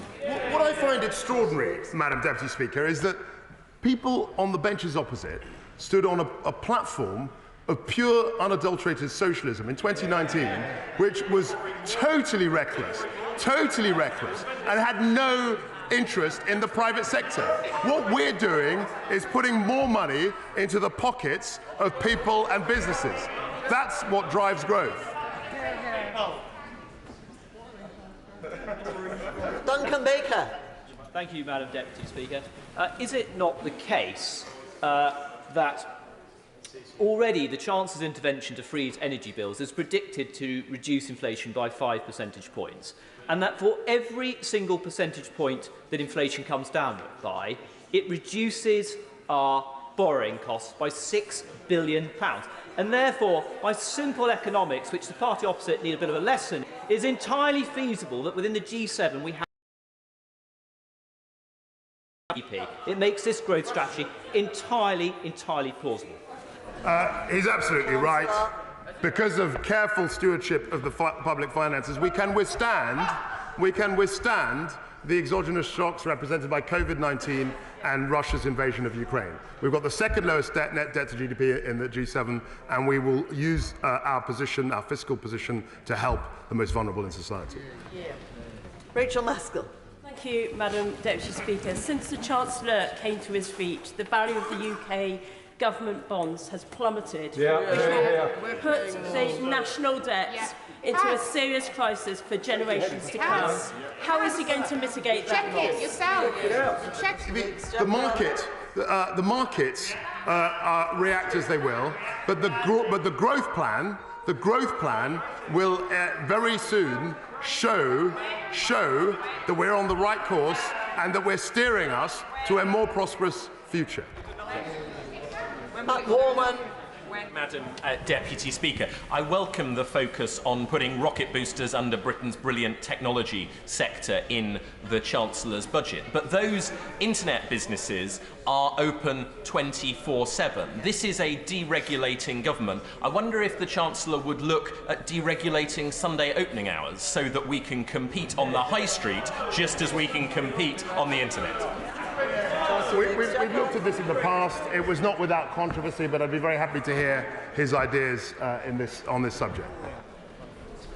Hilary Benn. Thank you very much indeed, Madam Deputy Speaker. The Chancellor argues on the one hand that those on the lowest incomes, people on universal credit, should face the threat of their income being reduced further in order to boost economic growth, while on the other hand, he says to people already on the highest income, bankers, that they need an increase in their incomes through their bonuses in order to do the same. How on earth is that fair? Just a very basic lesson. We tax bonuses currently at about 50%, and that goes into public services, and it's absolutely legitimate to get more people into the labour market. That seems a reasonable thing to want to do. Virginia Crosby. Thank you, Madam Deputy Speaker. As chair of the Anglesey Freeport Bidding Consortium, I am delighted with the announcement of new investment zones by the UK Government. Can the Chancellor say what this means for Unismorn and its Freeport bid, especially with the deadline to submit by the 24th of November? Unismorn has a fantastic Member of Parliament in my honourable friend, and we are also not only focused on Freeports, but on nuclear, the future of nuclear, and Unismorn represents a hugely exciting opportunity in that regard. Andrew Gwynn. So the Chancellor has admitted that the last 12 Tory years... But the real impact of this budget is that we are piling on debt for future generations. It's unaffordable, and if the Chancellor were a local councillor presenting this as a budget, his monitoring officer would be issuing him with a Section 114 notice, and his ministers would be calling in the commissioners. So the focus is on growth. As my honourable friend said, our net debt to GDP ratio is low compared to G7, and we are 100% focused on growing the economy so that future generations will be able to deal with the fiscal shocks that they have to deal with. That's what the purpose of this is. Sarah Brickcliffe. Speaker, getting through key infrastructure projects and the announcement of investment zones, whilst helping families and businesses with their energy costs, is key for people in Haben and Haslingden. But Lancashire has been announced as an area that can be an investment zone, but there are significant differences and problems between West Lancashire and East Lancashire. So could the Chancellor say whether it is possible for areas to have 2 investment zones in a county? Chancellor of the Exchequer. Absolutely. I mean, there's no reason why we can't have lots of different investment zones dotted around in lots of areas in the country. The DLUC Secretary is conversing, is engaging in conversations as we speak with various local authorities to see whether they can accommodate investment zones. Amy Callaghan. Thank you, Madam Deputy Speaker. I wasn't aware new legislation was introduced during a fiscal statement announcing a plan to this House to annihilate workers' rights during a statement framed at supporting our constituents and these very workers through the energy crisis is a new low even for a Tory government. I would say this government, but the faces change on these benches that often that I can't possibly say this government. I would ask if he would scrap these plans, but these are not the plans of a Chancellor. Isn't it the case that they're the ill-thought-out plans of a power-hungry Tory leadership candidate and they must be scrapped? Chancellor of the Exchequer. I didn't mention anything in my statement on workers' rights, and I've always been very focused on broader workers' rights, and no, the right to strike. No, the minimum service levels are absolutely crucial to make sure that the public is protected from militant trade union action. It's entirely fair. It's what happens in Europe, and we're 100% committed to that.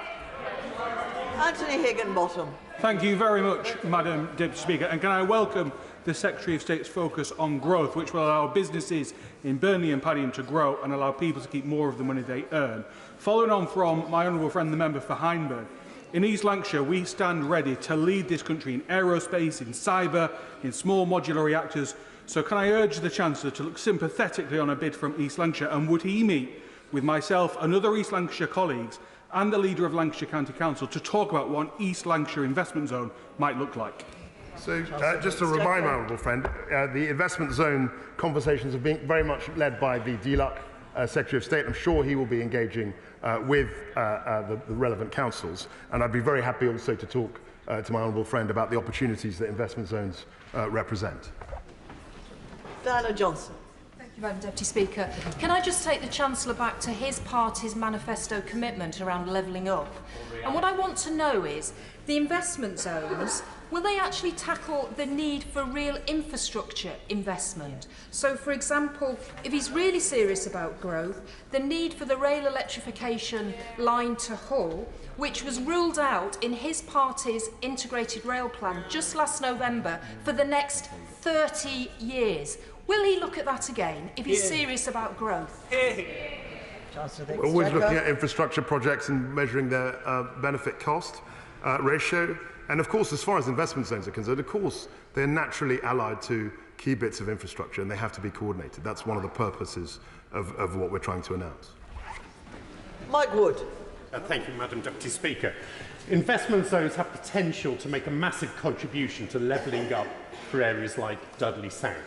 But can the Chancellor reassure my constituents that the more liberalised planning regulations won't mean that communities have to sacrifice precious green belt as the price for an enterprise zone? It's absolutely right. The whole premise and basis of the investment zone conversation is mutual consent. There has to be a mutual consent. They won't be imposed in any area. And absolutely, local residents will have, and councils will have a huge say in terms of how the investment zone develops. Jeremy Corbyn. Deputy Speaker, would the Chancellor of the Exchequer explain where is the morality in giving a huge increase in income to the very richest in our society and threatening the benefits of the very poorest in our society who are trying to get by on universal credit? What estimate has he got of the levels of inequality that will exist in this country in 1 year's time and in 5 years' time as a result of his statement today? It is always our duty to help the most vulnerable in society. That's why we've had the energy intervention. That's why we had the COVID-19 pandemic intervention. But also, it is incumbent on the government to try and seek to enable growth. And that's what we're focused on too in this plan. Sean Bailey. Thank you, Madam Deputy Speaker. I welcome my right friend's position, and he will know from his previous portfolio that high-intensive energy industries have been acutely affected by the rising cost of energy prices. So I do welcome the government's intervention around energy prices. But what we need to see in the Black Country, particularly in our advanced manufacturing and metals industries, Madam Deputy Speaker, and this point was stressed yesterday to our right honourable friend, the Business Secretary, is to ensure that there is continued communication between the Treasury and obviously the Department for Business. So can my right honourable friend just reassure me that those discussions will be ongoing, and he will assure that as circumstances perhaps change for high-intense energy industries, Madam Deputy Speaker, that the Treasury remains open to carry on that dialogue? He will appreciate that as BEI's Secretary, I was very focused on energy-intensive industries. I did engage Treasury colleagues then, and now I am in the Treasury. I'll be very happy to engage BEI's colleagues on this pressing issue.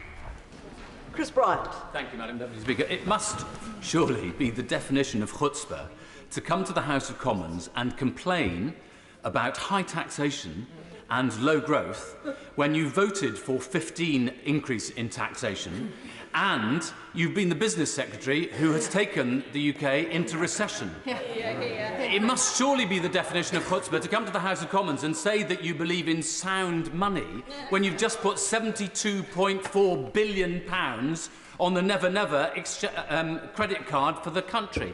Let me just explain to him why people in the Rhondda might think he's got this wrong.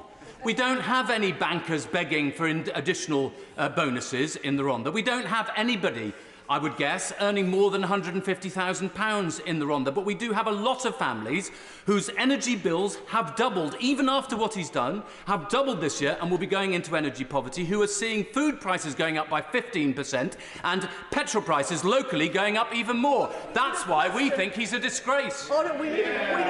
We need a question. If there was no question, the Chancellor of the Exchequer can't answer it. I'm not sure there was a question. I'm not sure there was a question. We've got to focus on growth, and through growth we get more tax revenue to pay for public services. That's a very fundamental notion, and that's what we're focused on.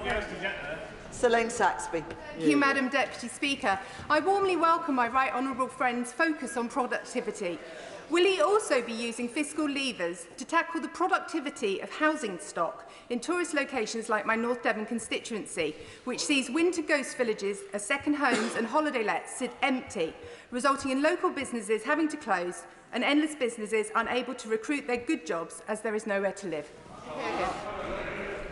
I'll absolutely be focused on that. I'd be very interested to hear more detail in a conversation with her to discuss what more we can do to free up the property market. Gavin Newlands. Thank you very much, Madam Deputy Speaker. And with your forbearance, I'd like to pass on to the House the sad news of the passing of my predecessor, Jim Sheridan. He diligently served the constituents of Paisley North and Remshire West, then Paisley and Remshire North for 14 years, and I'm sure the whole House's thoughts are with his wife Jean and his family and friends.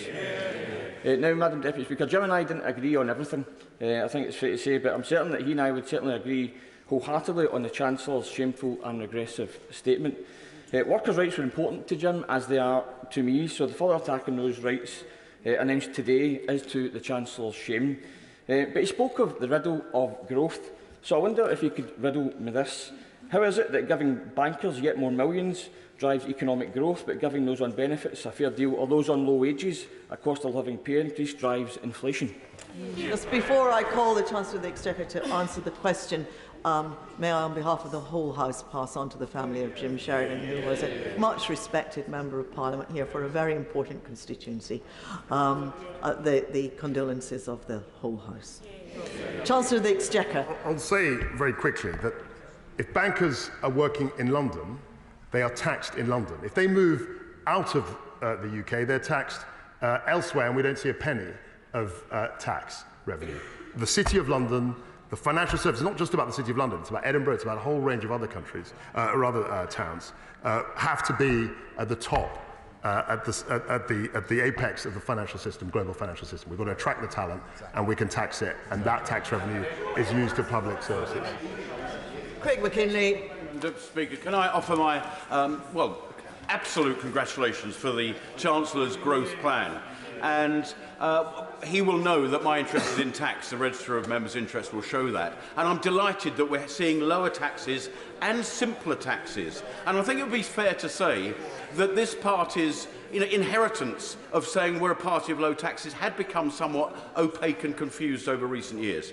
I wondered if he would agree with my very simplistic summary of what he is saying today, that this party believes in taking a smaller percentage out of a bigger pie rather than the state nicking more out of a static and diminishing pie, which seems to be the message of the party opposite, except for the DUP, of course. I mean, we openly repudiate a socialist vision of society. We don't believe that the state should take more and more of people's income. We think that people should keep more and more of their earnings. Nick Smith. Thank you, Madam Deputy Speaker. The Chancellor has sacked his Permanent Secretary, muzzled the Office for Budget Responsibility, and is man-marking the Governor of the Bank of England. His freewheeling ideology is crushing dissent. So can I ask the Chancellor, will the Governor of the Bank of England still be in his job by Christmas? The Governor of the Bank of England is entirely independent, and I have to say to the honourable gentleman that we actually have struck some very good relations. We speak regularly. I think that's a good thing. He might think that's man-marking. I think it's very cordial. And we're exchanging ideas. And that's what we intend to do. Nick Fletcher. Thank you, Madam Deputy Speaker, and I welcome my honourable friend into his place. After decades of neglect and low aspiration under local opposition control, on behalf of the whole of Doncaster, I welcome this statement. If Peel Holdings today do the right thing, we will have saved our airports, and with low taxes at airports, an investment zone and a grant from BEIS for the Advanced Manufacturing Research Centre, Aspiration Doncaster can be achieved and levelling up will be delivered. So will the honourable member please meet with me and look at all the opportunities that are available from this statement for the people of Doncaster? I'd be very happy to meet with my honourable friend and discuss the opportunities represented by investment zones and other of our policies. Matt Rodder. Thank you, Madam Deputy Speaker. The Chancellor has clearly put the interests of large energy firms ahead of those of families and small businesses. Isn't that why he's unwilling to publish the OBR's report? That isn't true at all. We've actually intervened in a way that no government has done to protect people from gas price spikes. We've also focused on expanding supply. So I'd like to ask members opposite their view on North Sea oil, North Sea gas. We're actually expanding that, and that's something that we're proud to do, to expand capacity to reduce prices. Jane Hunt. Thank you, Madam Deputy Speaker. May I first of all congratulate my right honourable friend, the Chancellor, on an excellent speech and real focus on growth for this country. We are a nation of small businesses, both people who own those businesses and the employees who work there. And you've really listened, I would say, Chancellor, to those small businesses and understand the issues that they're facing. Given you've achieved all of this in only 2.5 weeks, I'm wondering if you could. I'm wondering if the Chancellor could let us know the likely timescales, and could they be just as quick on the repeal of IR35 and business rates reviews? Thank you. I think we made announcements on IR35. I made an announcement this morning. I'd be very interested to hear her ideas on business rates, because that's an ongoing conversation, and I used to hear that the whole time when I was PPS to the Chancellor 5 years ago, and also as Chancellor, as you say, as she says, for 2.5 weeks. Wendy Chamberlain. Madam Deputy Speaker, I'd like to know how this Conservative plan for growth is going to help unpaid carers, who Carers UK estimate deliver £500 million worth of care a day. While I've been speaking to constituents in North East Fife about my carers leave bill, it's clear that carers allowance prevents people from working. So given that the Chancellor has failed to ensure or clarify whether we're going to see inflationary increases for benefits, will they at least look at ensuring that they don't impact with other benefits, or at the very least allow people to work more before their carers allowance is impacted? Yeah, we're always looking at ways in which we can encourage people who are helping the most vulnerable in society do what is a critically important job. We're always looking at ways how we can improve that. Got to Ben Spencer. Thank you, Madam Deputy Speaker. What's been announced today is more than just a fiscal event. It's a vote of confidence in Britain. A statement to the country that we can grow, we can aspire, and we can achieve. Rather than wilt in the face of our challenges, we can and we will flourish. Does my right honourable friend agree? He's absolutely right. He's absolutely right. We have a dynamic population, highly skilled people, and our job in government is to empower people to grow and to achieve and to thrive in the way he suggested. Neil Griffith. Thank you very much indeed, Deputy Speaker. Well, during the last 12 years of Tory government, public services have been cut to the bone and are now facing rampant inflation and escalation of costs. So following his announcement, what reassurances can the Chancellor give that there will be no real terms cuts to the budgets of our public services? I'm not going to make any statements about a budget here this morning.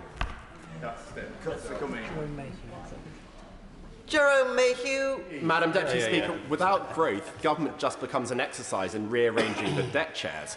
So I absolutely welcome this unashamed focus on growth, because as the Honourable Member for Runnymede and Weybridge said, it's a vote of confidence in the future of our country. Let's look at the Western Link Road in my constituency. Does my right honourable friend agree that the decision to accelerate that project is exactly the kind of enabling infrastructure investment that helps local communities and unlocks local economic growth? My honourable friend is absolutely right. By accelerating infrastructure projects, we can generate economic growth, we can generate achievement, we can infuse the supply chain and actually get Britain moving again. Marion Fellows. Madam Deputy Speaker. We want this country to be an entrepreneurial, share-owning democracy.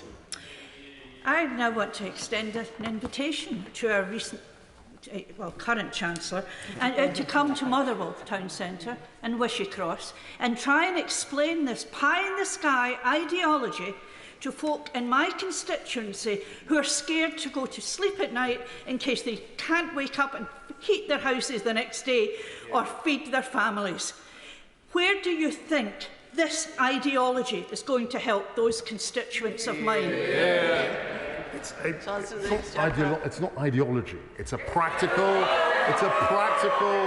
focus on growing the economy so we have a more prosperous country. That's what governments should be doing. And the party opposite, the socialism that I don't know whether she represents that, isn't going to work.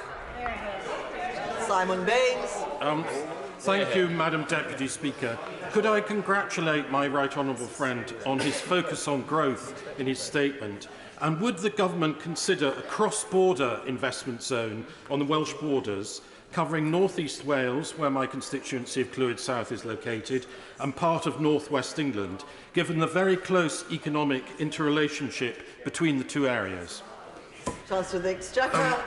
As I've said to other colleagues, the DLUC Secretary of State, my right honourable friend, is very much engaging with local councils on where these investment zones can be located. But I'd be very happy to speak to my honourable friend about looking at possibilities where we could locate investment zones in the region he suggested. Matt Western.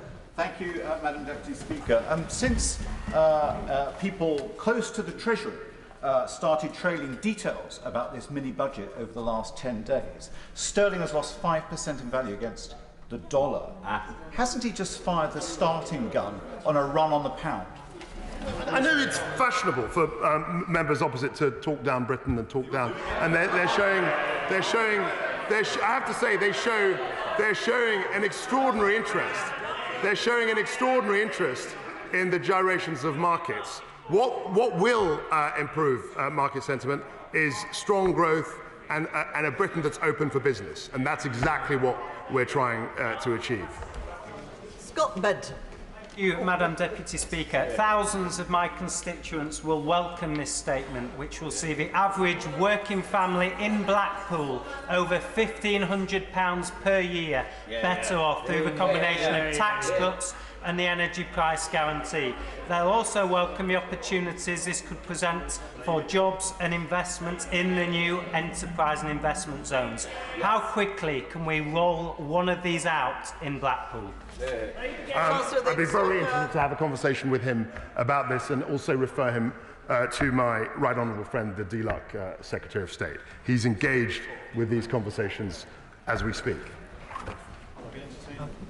Clive Betts. Thank you, Madam Speaker. So after 12 years of failure, the answer apparently is to first of all blame workers and their trade unions, and then to blame the planning system, the system they've been responsible for the last 12 years. Will the Chancellor explain, with regard to these new investment zones, which sound rather similar to the failed enterprise zones of the 1980s, what planning requirements are going to be abolished? Will that include the abolition of the requirement to build affordable homes for those that can't afford to buy? And has he done a detailed cost-benefit analysis of the proposals? Or if so, will he put that assessment in the library by the end of today? The investment zones, as I said, the core principle of them is consent. They won't be imposed on people. And actually, the enterprise zone, as I look at places like Canary Wharf, there were successes. There have been successes of the enterprise zone, and I think the investment zones also will be successful and look back fondly. Aaron Bell. Thank you, Madam Deputy Speaker. Could I welcome my right honourable friend, the Chancellor's statement? But more than that, could I welcome the clarity of his philosophy? We cannot tax our way to prosperity. We need economic growth. And could I also welcome the principle that my Newcastle underlying constituents will get to keep more of their own hard-earned money, both through the national insurance cancellation and through income tax? And could he set out how much better off a typical £30,000 a year earner will be because of the measures he set out today? There'll be hundreds of pounds better off. The 1p rate is the £330 benefit. The energy intervention is roughly £1,200 per household. People all across our society will benefit from this approach that we're adopting. And as my honourable friend reminded the House, and the Socialists never have understood, you cannot tax, Madam Deputy Speaker, you cannot tax your way to prosperity. Seema Malhotra. It's already clear that this desperate bid for an economic bounce after a decade of failure is not based on a plan for growth, but a wing and a prayer that if the rich get richer, then all will be well. It comes at the price of higher borrowing and inflationary pressures that will result in interest rates and mortgage rates going up. So as he brings in large tax cuts for the already well-off, what is his message to his mortgage-paying constituents and mine, stuck on high interest rates, particularly those who are mortgage prisoners with SVRs they cannot change, who will be seeing their mortgage payments rise further and faster with his policies threatening the very home ownership he says he supports? So the stamp duty nil band doubling is helping people buy a home. In her constituency and mine, there is an increase in the threshold as around the country, but that will help lots of people buying a home. The energy intervention will help her constituents and my constituents, and the reduction in the basic rate will also help many of her constituents. Ben Bradley. A Conservative Chancellor announcing that he intends to let people keep more of their own money and choose for themselves how to spend it. How refreshing, Madam Deputy Speaker. I'm excited. And I'm also pleased that Nottinghamshire has been able to be part of early conversations about investment zones. Now, the county is also on the final shortlist for STEP nuclear fusion investment. Imagine for a second, Madam Deputy Speaker, that huge infrastructure investment in the future of our domestic energy supply, supported by the incentives and the growth opportunity of an investment zone. We have some vision in Nottinghamshire, Madam Deputy Speaker. It will require government departments to talk to each other. Can the Chancellor help? Absolutely. We fully intend, while I'm in the Treasury, certainly to talk to departments to deliver the vision that I know he's driving in his constituency. Chiomura. Thank you, Madam Deputy Speaker. Newcastle paid a very heavy price for Conservative austerity economics. Wages cut, public services slashed, growth stifled, businesses closed, good jobs lost. We were told there was no money to invest in the North East regional economic growth. Now, he is borrowing billions to gamble on tax cuts for the rich and boosting oil companies' profits. Still, working people are expected to foot the bill. So will he apologise to my constituents for making them poorer and expecting them to pay for it? So the tax cuts I've announced, affect everybody who pays tax, and they will affect many people in her constituency. And I'm very, very pleased that through levelling up, we are now focused particularly on driving growth right across our country, particularly with investment zones. I look forward to the investment zone. Joanna Cherry. Thank you, Madam Deputy Speaker. I'm sure many of my Edinburgh South West constituents will agree with me that threatening the low-paid with sanctions while ensuring that bankers can get bigger bonuses is not a moral way to go about creating growth. Before the Chancellor says that Edinburgh will somehow benefit from this, can I assure him that most of my constituents that work in the financial sector will not benefit from these bonuses? But not content with doing that, he's also attacking the right of low-paid people to strike to get better pay and conditions. Now, the European Court of Human Rights has recently reaffirmed that under Article 11, the right to strike is a fundamental human right. So can the Chancellor answer me this question? Can he assure me that any legislation the government brings forward concerning strike rights will comply with the United Kingdom's treaty obligations under Article 11 of the European Convention on Human Rights? The right to strike, there were two measures I referred to in this respect. The right to strike will not be compromised by minimum service levels, nor is it compromised by requiring union bosses to put a ballot to their entire membership ahead of a strike. These are not measures which conflict or in any way militate against the right to strike. Olivia Blake. Thank you, Madam Speaker. This is a budget and it should have been treated as such by the Chancellor. It is the budget which is lining the Savile Row pockets of their friends and allies in the city and their funders in the city too. Who's paying for this? Is it the oil companies making millions and billions? Is it the mega corporations making millions and billions? No, it is working people. Will he admit it? What I will admit, Madam Deputy Speaker, is that the plan is a plan for growth that's going to drive entrepreneurialism and endeavour and economic opportunity in this country, and everybody will benefit from it. Barry Gardner. Thank you, Madam Deputy Speaker. Whilst the Chancellor was speaking so optimistically about growth, the city saw the FTSE 100 fall, the S&P 500 fall, and the pound fall to the lowest level since 1985. Now, he will appreciate that, given that oil and gas prices on the wholesale markets are in dollars, that has just increased still further the borrowing that he will have to pay for the package announced yesterday. But if he is so optimistic about growth, will he set a timescale? Will that timescale be 6 months? Will he retire in a year if the growth that he has predicated hasn't been achieved? Or is this an admission that he's going to stuff as much money into as many of his friends' pockets before the general election in 2024? He will also know that over the last 2 or 3 months, oil and gas prices have come off quite a bit. So actually, the long-term contracts we're negotiating are just as likely to be much less costly than increasing costs. And of course, in terms of our growth plan, I'm not embarrassed about wanting to grow the British economy. I'm not embarrassed about driving opportunity in this country, and I don't believe that higher taxes lead to prosperity. Helen Hayes. Thank you, Madam Deputy Speaker. For the first time ever this year, the number of women aged 25 to 34 leaving the workforce to care for children is going up. 4 in 10 mothers have considered giving up work or cutting their hours because of the cost of childcare. More than a third of parents of primary-aged children are in part-time work. Why does the Chancellor think that bearing down with punitive sanctions on the lowest-paid working parents who work part-time will help them increase their hours, when what they really need is an accessible, affordable childcare system fit for the 21st century? I think she's absolutely right to identify childcare as a crucial issue, and that's something which I'm looking forward to my right honourable friend, the Secretary of State for Education, to update the House in the next few weeks. Ian Lavery. Thank you, Madam Deputy Speaker.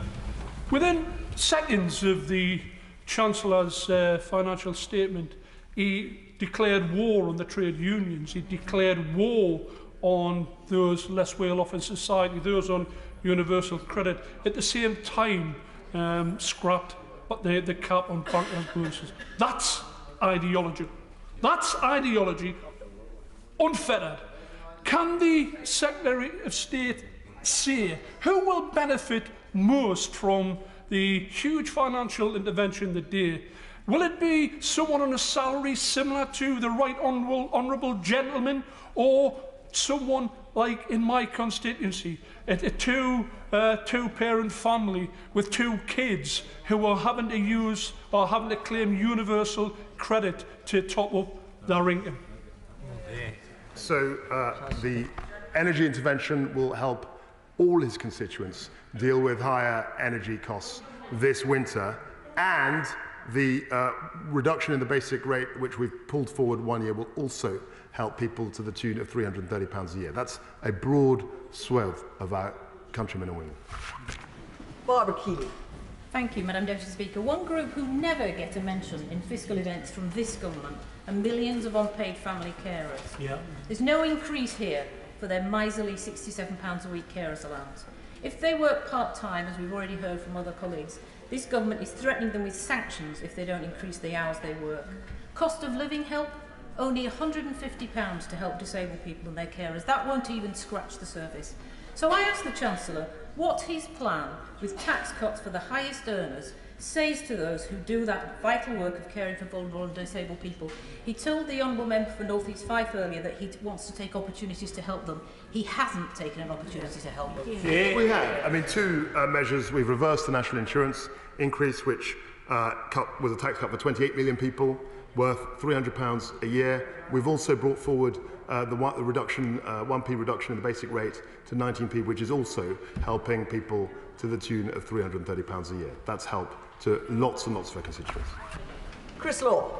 Thank you, Madam Deputy Speaker. I'm actually quite astonished because I don't think I've received a single letter from any constituents that are saying, from a fat cat or energy oligarch or of the richest 1%, please help us with the cost of living. However, what I have had is a bag full of constituents write to me about the cost of living and what help there would be in this package, those of which the most vulnerable in our society are the disabled. It seems that given where we're at just now, disabled are having to choose heat over eat, they're losing out in therapies, and the Multiple Sclerosis Society next week will be publishing a report which will show that 40% are going into a real deep crisis this winter, and not a single package has been announced. So can I ask the Chancellor of Exchequer, what package are you going to put forward for the disabled people in our society that we all care for, yet not a single word is in this budget? We do care for the most vulnerable in our society. That's a duty of government. That's a moral duty of government. And we have announced measures in the energy space, which is helping a whole range of people, which is fundamental to the cost of living in terms of tackling bills this winter. Toby Perkins. Thank you very much, Madam Deputy Speaker. The pound has reached its lowest rate against the dollar in the time that the Chancellor has been on his feet. The FTSE 100 index is down 1.7%. Simply today. Now, when my honourable friend from York Central raised it to him, he said, well, the markets will react as they will. But if the point of his plan for growth is to increase confidence, and even the city believes stuffing the pockets of the very wealthiest and expecting bankers' bonuses and oil company profits to lead the rest of us to prosperity is a bad idea, who is actually on his side? The growth plan is about growing the economy. And we're not going to grow the economy by increasing taxes indefinitely. Mike King. Thank you, Madam Deputy Speaker. The Chancellor mentioned that it would cost £60 billion for his energy package for just 6 months. But the Prime Minister promised that that package would go on until 2024. £240 billion borrowing requirement to fix a broken energy market today, saddled on future generations. Can I ask the Chancellor, does he think that's a price well worth paying? So I think he's got the mathematics slightly wrong. The business support is 6 months, and the household support is for 2 years. So those are two things that need to be disaggregated. And of course, in terms of long-term pricing, nobody in this room, nobody in the world has any idea what the forward price will be or what the price will be in 2 years. So it would be misleading to put a price on that. Dr. Philippa Whitford. Thank you very much, Madam Deputy Speaker. Not just the American president, but the dogs in the street know that trickle-down economics doesn't work. Hear, hear. What this statement does is push money into the pockets of bankers in the City of London and big fossil fuel companies. It will kill high streets. It will take money away from local economies, and to depend the entire UK economy on one big city while strangling everywhere else is the opposite of levelling up. This document claims on page 32 that the price cap of £2,500 will bring down the average household bill to £2,500. That's still £600 more than it is now, and double what it was in January. So what will the Chancellor do to help people right now, and will he particularly cut VAT on fuel, as Germany has done? The investment zones and our ability to motivate, incentivise investment is going to help a whole swath of communities across the UK. The reversal of the national insurance tax and the bringing forward of the 1p reduction also will help thousands and thousands, if not millions, of our constituents. Dan Carden. Thank you, Madam Deputy Speaker.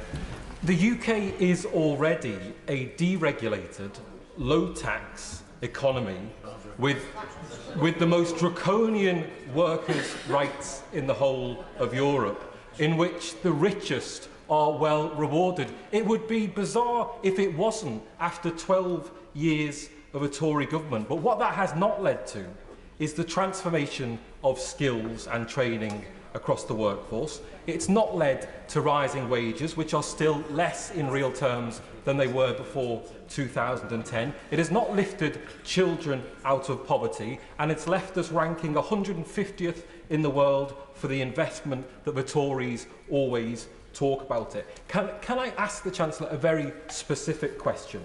Will he accept this fact?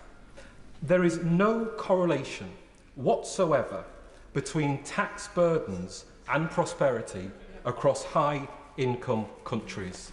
I don't accept his proposition that the level of tax is immaterial. I don't accept that. I don't believe that we can just tax our way to prosperity in the way that the socialists claim. And I absolutely reject the idea that tax doesn't incentivise economic activity. Paul Blomfield. Thank you very much, Madam Deputy Speaker. After 12 years of Conservative economic failure, the Financial Times reported earlier this week that those on the lowest incomes in the UK are much poorer than their counterparts across the rest of Europe. 20% below Slovenia, for example, while those at the top are among the wealthiest. Now, the Prime Minister has said she doesn't believe in redistribution. The measures announced today suggest he does, but in the wrong direction, taking from those who have least and giving to those who have most. Does he not recognise that the British people will see it exactly for what it is? What I do recognise is that socialism and high tax doesn't work. And he and others have stood 4 times on a socialist platform. The British people have rejected them 4 times. And if they go back to their socialism, they will be rejected once again. Antoniazzi. Today we have heard the promise of accelerating energy infrastructure. Since I have been in this place, every MP in South Wales has been asking and demanding for a tidal lagoon in Swansea Bay. Now, will the Chancellor make that commitment to work with Welsh Government and Swansea Council to make tidal energy, green energy in this country a reality? So I've done a lot in that regard, actually. We had a ring fence for tidal marine energy, and there is a project in Scotland which is focused on that. The lagoon project she mentions, I looked at and wasn't at the time value for money, but I'm open to the concept. Patricia Gibson. Madam Deputy Speaker, these plans mean that in Tory Britain, someone earning £50,000 will pay the same income tax rate as a millionaire. Today's plans mean someone earning £1 million a year will pay £42,500 less income tax every year, and that is shameful. These plans were not in the Tory manifesto. They don't have a mandate, and they certainly don't have a mandate in Scotland. The UK is already the most unequal country in Europe in terms of disposable income, according to the OECD. And after today, that inequality is guaranteed to widen. He may be proud of his announcements today, but what does he say to those who will now conclude that, just like Britain, the Chancellor's moral compass is broken? I reject that implication. I reject their statement. We're absolutely focused in the Treasury and across government on helping the most vulnerable, and that's why we had the most radical energy intervention that any British government has ever made. Lloyd Russell-Moyle. Thank you, Madam Deputy Speaker. The reality is this is a class war budget. This is an ideological budget. This is about taking from the poor and giving to the rich. It's about lining the pockets. It is about them and us. And that party over there have said, we do not care about ordinary people in this country. We care about piling on debts. We will make ordinary people pay while our chums in the city get rich. And will those chums spend the money on the economy? No. They will squirrel it away to tax havens around the world. That's what they have always done. Is this budget not a disgrace? So what I want to reiterate is the fact that reversing the national insurance increase, which Labour supported, 3 months ago, Labour supported or voted against the increase in the national increase. I've reversed this. We've reversed this. That helps people. That helps people. Bringing forward the basic, the 1p cut in the basic rate helps people. That's not class war, Madam Deputy Speaker. Clive Efford. Madam Deputy Speaker, the proportion of income for the wealthiest over the last 12 years has actually gone up. So how come his economic miracle hasn't been working for the last 12 years? And where does his mandate come for this new era? Because it's worth reminding ourselves that 2/3 of the members on the benches opposite didn't vote for a candidate that supports the economic approach that the Chancellor has taken today, and only 43% of Tory members voted against it. So the choice today is clear. Who pays the bill? Is it the taxpayers, or is it these high-earning energy companies who have got excess profits? The choice is clear for the public, so why don't we put it to a general election, because he doesn't have a mandate for what he's doing today. So the choice is clear as to whether we should back growth driven by the private sector, or we believe that the state can tax its way to prosperity. That's a very easy choice to make, Madam Deputy Speaker, and it's clear that taxing and spending to prosperity is a failure. Laura Anderson. Thank you, Madam Deputy Speaker. The people of Putney, Roehampton and Southfields will see right through this budget for how little it will do for them. The only growth this growth plan will deliver is a growth in inequality. Does the Chancellor agree with his department, who, according to reports, have carried out analysis that forecasts that the UK oil and gas producers and electricity generators will receive as much as £170 billion in excess profits over the next 2 years? Shouldn't they pay their fair share? That figure is not relating to taxable profits here in the UK, and it's not remotely accurate. Deirdre Brock. How and when will the Chancellor address the concerns raised by economists at the Resolution Foundation, the Institute for Government and the IFS that this package doesn't meet current fiscal rules? As I said in my statement, we have a medium-term fiscal plan which will outline the medium-term approach to fiscal discipline in the next few months. Zara Sultana. Thank you, Madam Deputy Speaker. My constituents are terrified at rising bills. That's the word that they use, terror. Energy bills are still going to be double what they were earlier this year. working class, but it's not a crisis for the Chancellor's class. Already making record profits, this is a banker's budget. It scraps the cap on bonuses, it slashes tax for the top 1% of earners, and cuts tax on the profits of big business. Up and down the country, people are saying enough is enough. On their behalf, can the Chancellor tell me, does he really believe helping bankers and millionaire CEOs who needs the most help, rather than working class people? Well, two things. The reversal of the national insurance increase puts £330 a year on average to 28 million people, and bringing forward the basic rate, the cut in the basic rate by 1p, actually puts £330 into the average person's pocket. That is not a banker's budget. Alison McGovern. Speaker, we've had a lot of words, but my constituents care about the numbers, and they will think that £18 billion is an awful lot of money. So what, Madam Deputy Speaker, are they going to get for it? The Chancellor stated in his statement that that would pay for business investment, job creation, and would raise wages. So I want to know precisely by how much real wages will rise by the end of this forecast period.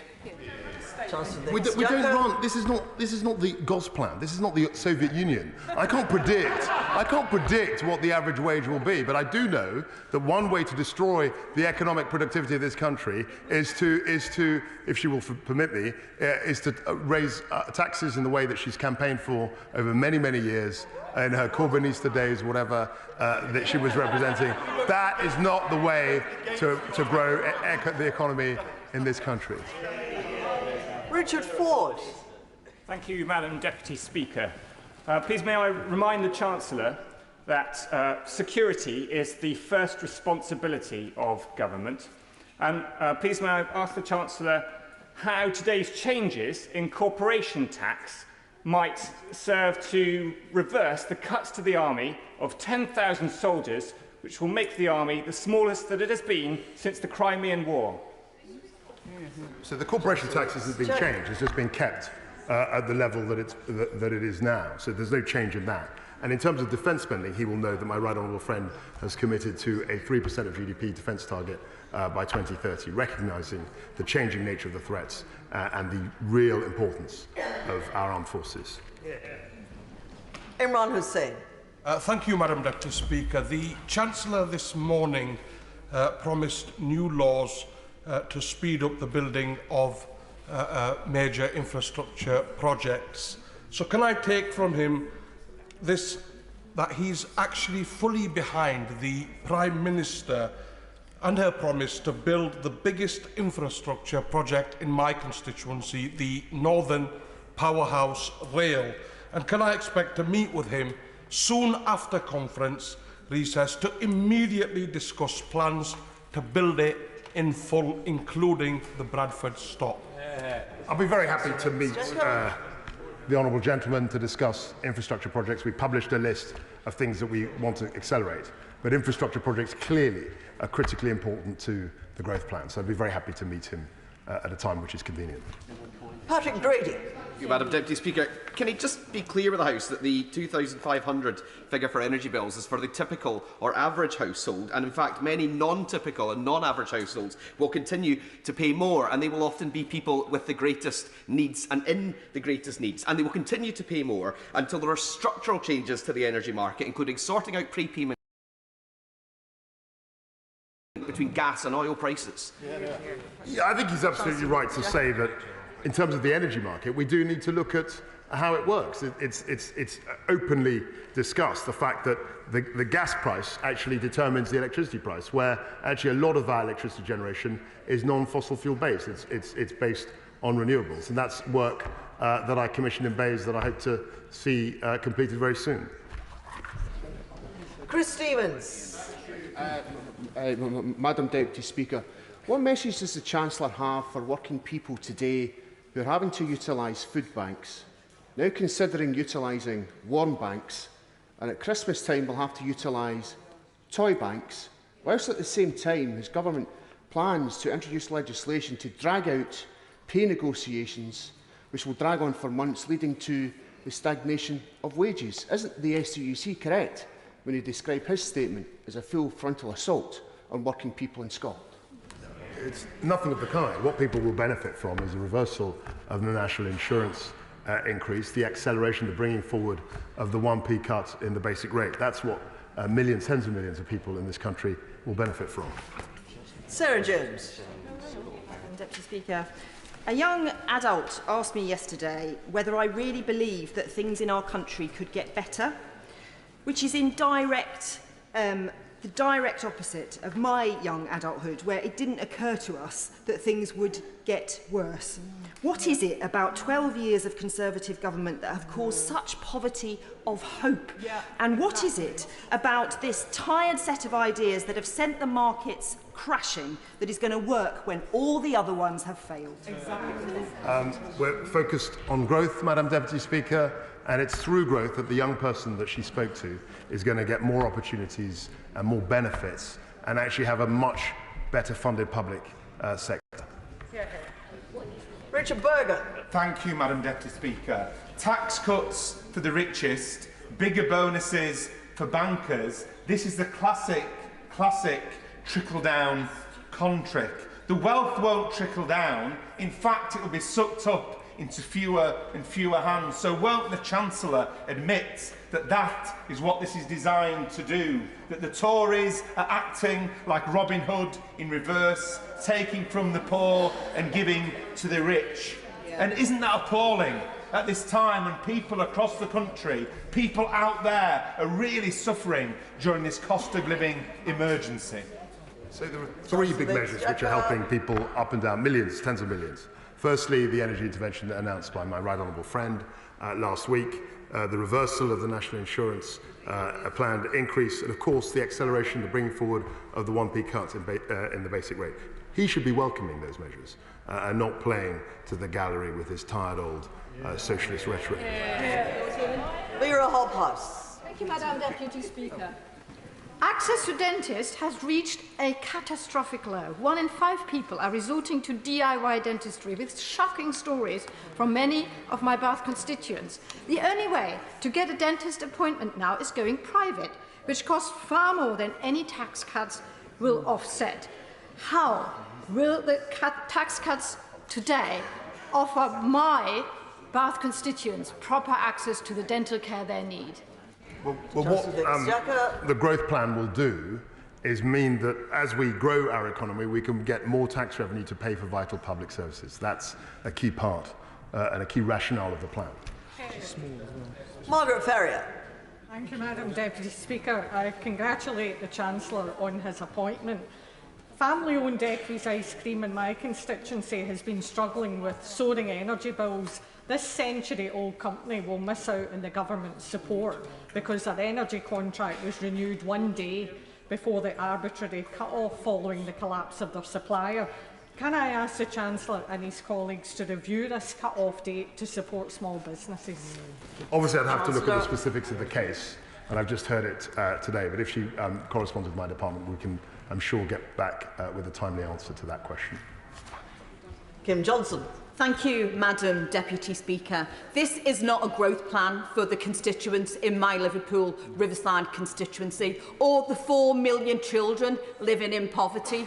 The No Child Left Behind campaign is calling urgently on this government to tackle child poverty. So can the Chancellor commit to finding funding to roll out free universal school meals immediately and tackle childhood poverty? Chancellor the Exchequer. This is not a spending statement, but of course we take child poverty, the vulnerable, extremely seriously, and that's why that was the basis of the energy intervention. It's a shame on you. Ruth Cadbury. Madam Deputy Speaker, firstly, could I thank the Chancellor for overturning his Business Secretary's statement yesterday on onshore wind by removing the ridiculous planning restrictions that are unique to that sector. Talk about a one-day cabinet flip-flop. But secondly, can I warn him against removing normal planning rules on development in investment zones? When the Tory government removed the need for offices to housing planning rules, those conversions led to housing which were tiny rabbit hutches, no natural light, no basic services, and often away, when they're on industrial estates, away from basic things like footpaths, bus stops, schools and parks. Is this a dodgy developer's charter too? Not at all. The whole purpose, the whole principle behind the investment zone is a mutual consent. No investment zones will be imposed in any areas, and it'll be very much up to local councils to work out which are appropriate sites for the investment zones. It's a cooperative exercise which will not be the developer's charter that she describes. Christian Wakefield. Thank you, Madam Deputy Speaker. We were promised a big bang by the Chancellor. Instead, we've barely got snap, crackle and pop. Madam Deputy Speaker, we've got tax breaks for rich, whilst he tells the next generation to pay off a debt that he is piling up. Truly, the Chancellor of sound money. The Resolution Foundation said that the poorest 10% of households will gain all of £11 from this budget. That isn't a budget, of course. He is also raising the cap on bankers' bonuses while threatening to cut benefits for 120,000 people on universal credit. Why is he not looking out for those who are struggling the most and instead acting as the Chancellor for fracking donors and bankers? Chancellor of the Exchequer. Well, it's nice to see him in his place on the other side. In splendid isolation there.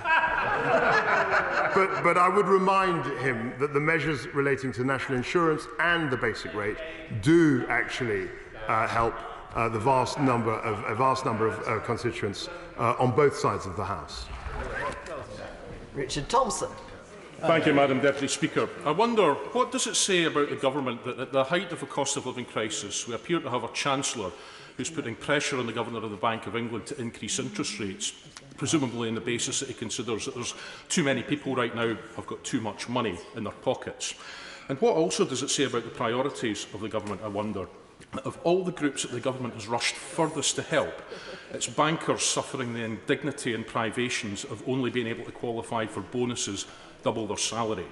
We have an economic historian for a Chancellor. Isn't the legacy of today's statement going to be that for tens of millions of households of the length and breadth of the UK, he's going to make any notion of a fair economy history?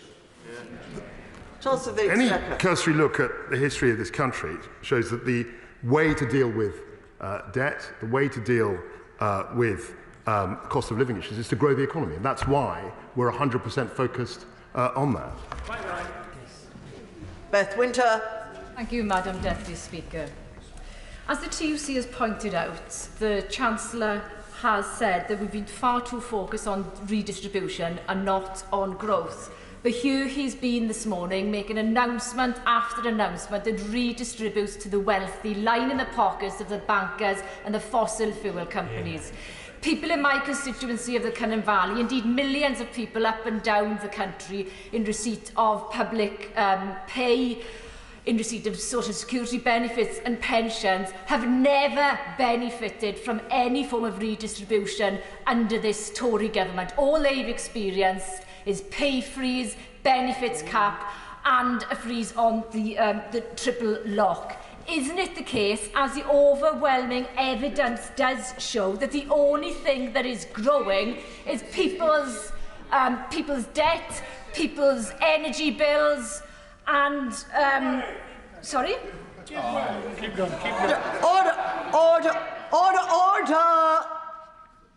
I think the Honourable Lady's probably got the message that she's taking too long, but I can't blame only the Honourable Lady because lots of people have taken too long. I've been quite lenient because we've got plenty of time today, but, you know, there's still a question of courtesy to the House. I hope the Honourable Lady will just put her question now, please. Absolutely nothing for the majority of people in the neoliberal economic... Order! When I politely asked the Honourable Lady to just put her question, can't she just put her question? Has she put it? Because I didn't hear it. It wasn't clear what the question was, but if she's suggesting that we haven't helped people with this growth plan, I would just gently remind her that the energy intervention helps nearly everybody. The reversal of the national insurance increase helps 28 million people and gives them £330 a year. And accelerating the cut, the 1p cut in the basic rate, also gives £300 a year to the average worker. These are substantial benefits, which I'm sure our constituents will appreciate. Helen Morgan. Thank you, Madam Deputy Speaker. I think today's statement has shown that the Conservative government is out of touch with rural Britain. The Rural Services Network have said that people in rural areas face significantly higher costs, partly due to being reliant on private transport and partly, as we've discussed in the House, on off-grid heating, and that they earn much less than their urban counterparts. So can the Chancellor explain to me how today's budget will help people living in rural areas? I think she does well to raise this issue, because clearly people affected who benefit from a limit to the price of electricity don't cover people in rural areas who are off the grid, and that's why my right honourable friend, the Business Secretary, has announced some measure of support, and we're also looking at other ways that we can help people in the way that she's described. Peter Grant. Thank you, Madam Deputy Speaker. I'm very proud of the fact that Glenrothes was the first town in any of our 4 nations to be recognised by the Living Wage Foundation for its progress towards becoming a living wage town. That's a proper living wage, not the Chancellor's pretended kiddie-on one. The Living Wage Foundation have recently confirmed that the proper living wage needs to increase by over 10% just for people to stand still. Now, I know that Fife Council, other public bodies and the many private businesses that act as their suppliers are very keen to continue to pay that fair living wage to all of their workers. So will the Chancellor confirm today that the public spending budget, will guarantee adequate funding so that responsible public sector employers can continue to pay a fair wage to essential workers, or does it expect key workers to survive on rounds of applause for another 12 months? Yeah. Chancellor, we've made lots of progress in terms of the fair wage. Also, I might add that the national minimum wage is something that we've increased, and we've always sought to protect the most vulnerable in our society. Kirsty Blackman. The Chancellor seems to believe that there are 2 fundamentally different groups of people in these islands, 2 classes, if you will. Why does he believe that those earning megabucks will be incentivised by increasing their already excessive wealth, while those who've had to skip meals during the course of the summer in order to survive will be incentivised by having that paltry amount reduced even further? It's a complete misrepresentation or willful misunderstanding of our position. What we've done in the growth plan is protect millions and millions of vulnerable people. We've allowed them to keep more of their own money. I know she's not necessarily in favour of that. And we want to drive growth and entrepreneurialism in our economy. And finally, the prize for perseverance and patience goes to Ian Byrne. Thank you, Madam Deputy Speaker. We have a budget for the 1% by a grim, bankrupted Thatcherite Tribute Act. 1 in 3 in my great city are in food poverty now. I have constituents unable to put the heating on, take a hot shower, put a meal on the table. At the current levels, which was mentioned before, will double from January. This does absolutely nothing for them. So will the Chancellor actually focus on the people who are facing this humanitarian disaster across all our communities, instead of playing to the rich bankers who bankroll his party? And will he sit down and meet with me and discuss how a right to food would right some of these wrongs in society? Excellent. Chancellor of the Exchequer. I'm always, as a minister, I've always been open to colleagues on both sides of the houses. People have spoken to me. I sometimes, regrettably, have some of my conversations leaked to the press, but I'd be happy to speak to him on an issue of concern to his constituents. Thank you. In a moment, I will call the Chancellor of the Exchequer to move the provisional collection of taxes motion. Copies of the motion are available in the vote office. In accordance with Standing Order number 51.2 on Ways and Means motions, a Minister of the Crown may, without notice, make a motion for giving provisional statutory effect to any proposals in pursuance of Section 5 of the Provisional Collection of Taxes Act 1968. And the question on such a motion shall be put forthwith. I call the Chancellor of the Exchequer to move the provisional collection of taxes motion formally. Move formally. The question is the motion on stamp duty land tax reduction as set out in the provisional collection of taxes motion. As mayors of that opinion say aye. Aye. Of the contrary, no. I think the ayes have it. The ayes have it. Thank you. That concludes proceedings on the Chancellor's statement. Thank you. Well done.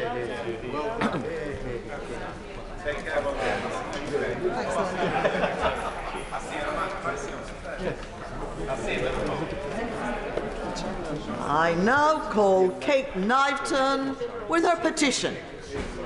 Thank you, Madam Deputy Speaker. I rise to present a petition recognising Burton's brewing industry as of national cultural importance, and that the recent decision of Molson Coors to move their head offices to the National Brewery Centre puts Burton's heritage items at risk. This issue has rightly gathered national attention, with recent online campaigning gaining thousands of supporters and national news coverage highlighting the importance of our brewing heritage. Whilst I'm grateful for Molson Coors' ongoing commitment to